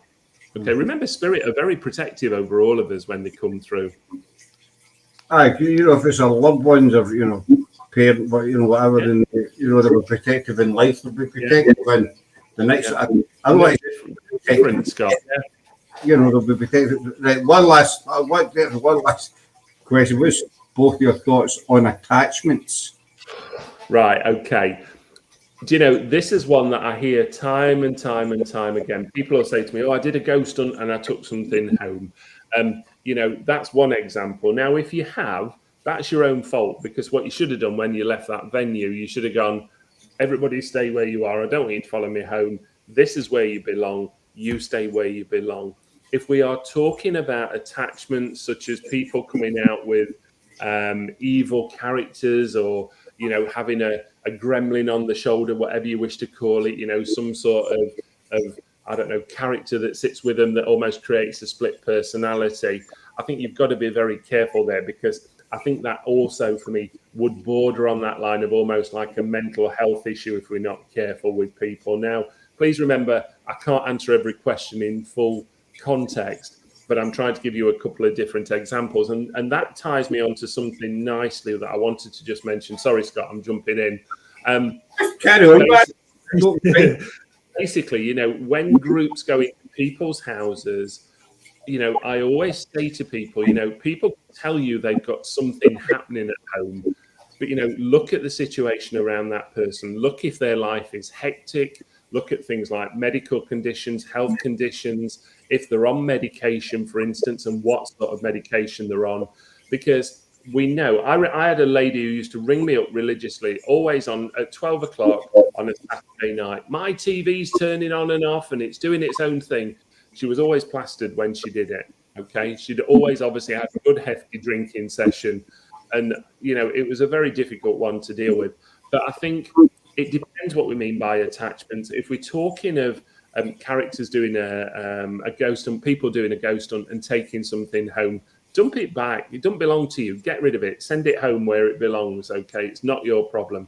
If we're talking of people that seem to have an element of demonic around them, or evil or negative energy around them, again, something that needs to be dealt with. I've seen many examples of this when we look at some of the sort of poltergeist sort of cases over the years, where people have had this character that's been with them all the time. There's certain ones that have been proven, there's certain ones that have been disproven, let's say that. So I think it's a very touchy subject. I don't want to offend anybody, but that's just a couple of my views. I think take it as you want. No, that's totally, that's what your shows are all about. It's everybody's got their own opinion. My opinion of attachments is, I don't know. It's kind of weird. We done it. Long story short, we done a location last year. It's the same place. We spent 2 months in this place. First investigation, we were using the necrophonic, but we got this. I call it the Whispering Lady. There was about 6 or 7 days there. Everybody else heard this sharp intake of breath, but I heard this woman's voice a sentence, and at first we thought it was Latin.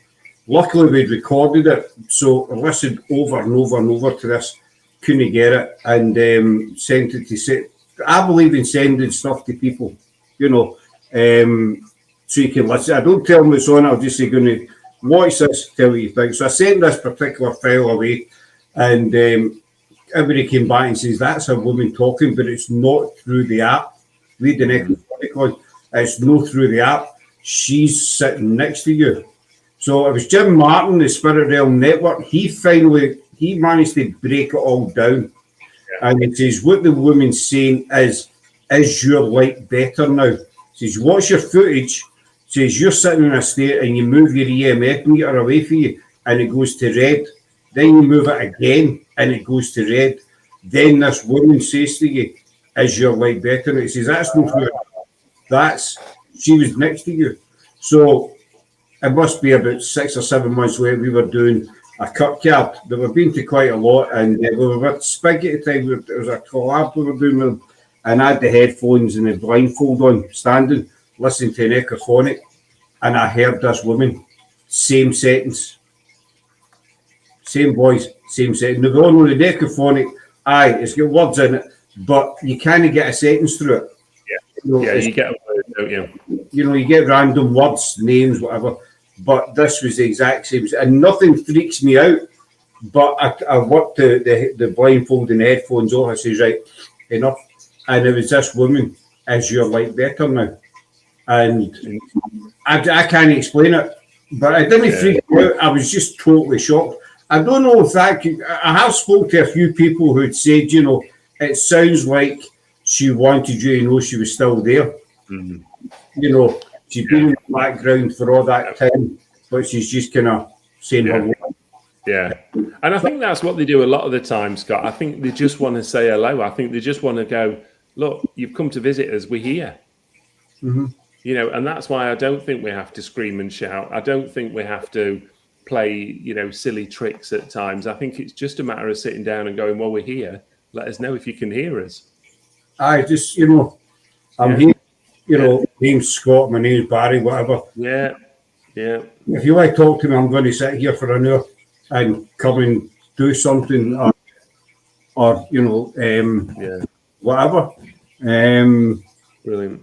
I'll call you for a second or two after we come up, but I will wind up there because that's just a 2-hour mark now. Brilliant. You're welcome, guys. Thanks to everybody. So I'm going to need to get you back. I'm sorry, but Of course you can. That's not it. Just don't give me a Glasgow kiss and it'll be all right. I need to miss it. We were actually joking about that earlier on that other show. This is both fantastic chat. Thank you very much. Awesome live. That was a great live, Barrie. Brilliant. What happened to Barrie and Scott? She's in her team. She's only 5 minutes up the hill face. You and I are building words with that as we saw it. Thank you both so much. It was very interesting. Thanks for all your comments, folks. So what's next in the pot for you, Barrie? What's your next? Gosh, we've got so many events coming up. I mean, we've got loads of demonstrations coming up all around this area. I said to Scott when we first started, before we started the show, one of the things we've tried to do is cut down a lot of travelling over the years now because it got out of hand really with shows. So a lot of my shows I keep pretty local, but that still covers me over to Stoke. It covers me all the way over to Lincolnshire. It takes me all the way up to Leeds and York sort of area, down south again. But again, we're trying to keep it more sort of centralised. But we've got a lot of shows coming up, especially over September, October, November. Wellbeing shows, absolutely manic. We've probably got, and I'm guessing at this, guys, apologies, we've probably got about another 5 or 6 wellbeing shows between now and sort of November-ish sort of time. Again, Newark, Lincoln, we've got Newcastle in there as well. So quite a few sort of wellbeing events. But for me, one of the main things is I enjoy my life. I love my life at home. Love being, enjoying it, taking some time out. Get to Wales and come and visit UK. I might do one of these days, who knows? But, I'll always continue to the readings. I'll never, ever stop because it's not for me. There's people out there that, for me, really do want that guidance and help, whatever you wish to call it. And, that's what I'll always continue to do, as well as supporting many, many charities. There's a couple of local charities that I'm supporting for this year, which really is giving back into the local community. Again, I've always supported charities for many, many years all over the country. And I think that's part of the giving what we should all do, really. Brilliant. Excellent stuff. And where can people find you? Facebook? Yeah, go onto Facebook, look for Barrie John International Psychic Medium. That's our business page. If you go onto the other one, I can't add you because we're always up to our limit. Okay, you can still message me on it though; it's not a problem. Get us through the website. We're all over social media. Just put us in, you'll find us and see what we're up to. But yeah, if I can help anybody, for God's sake, drop me a message. Give them a message. Just where to get them on Facebook. Drop them a wee message.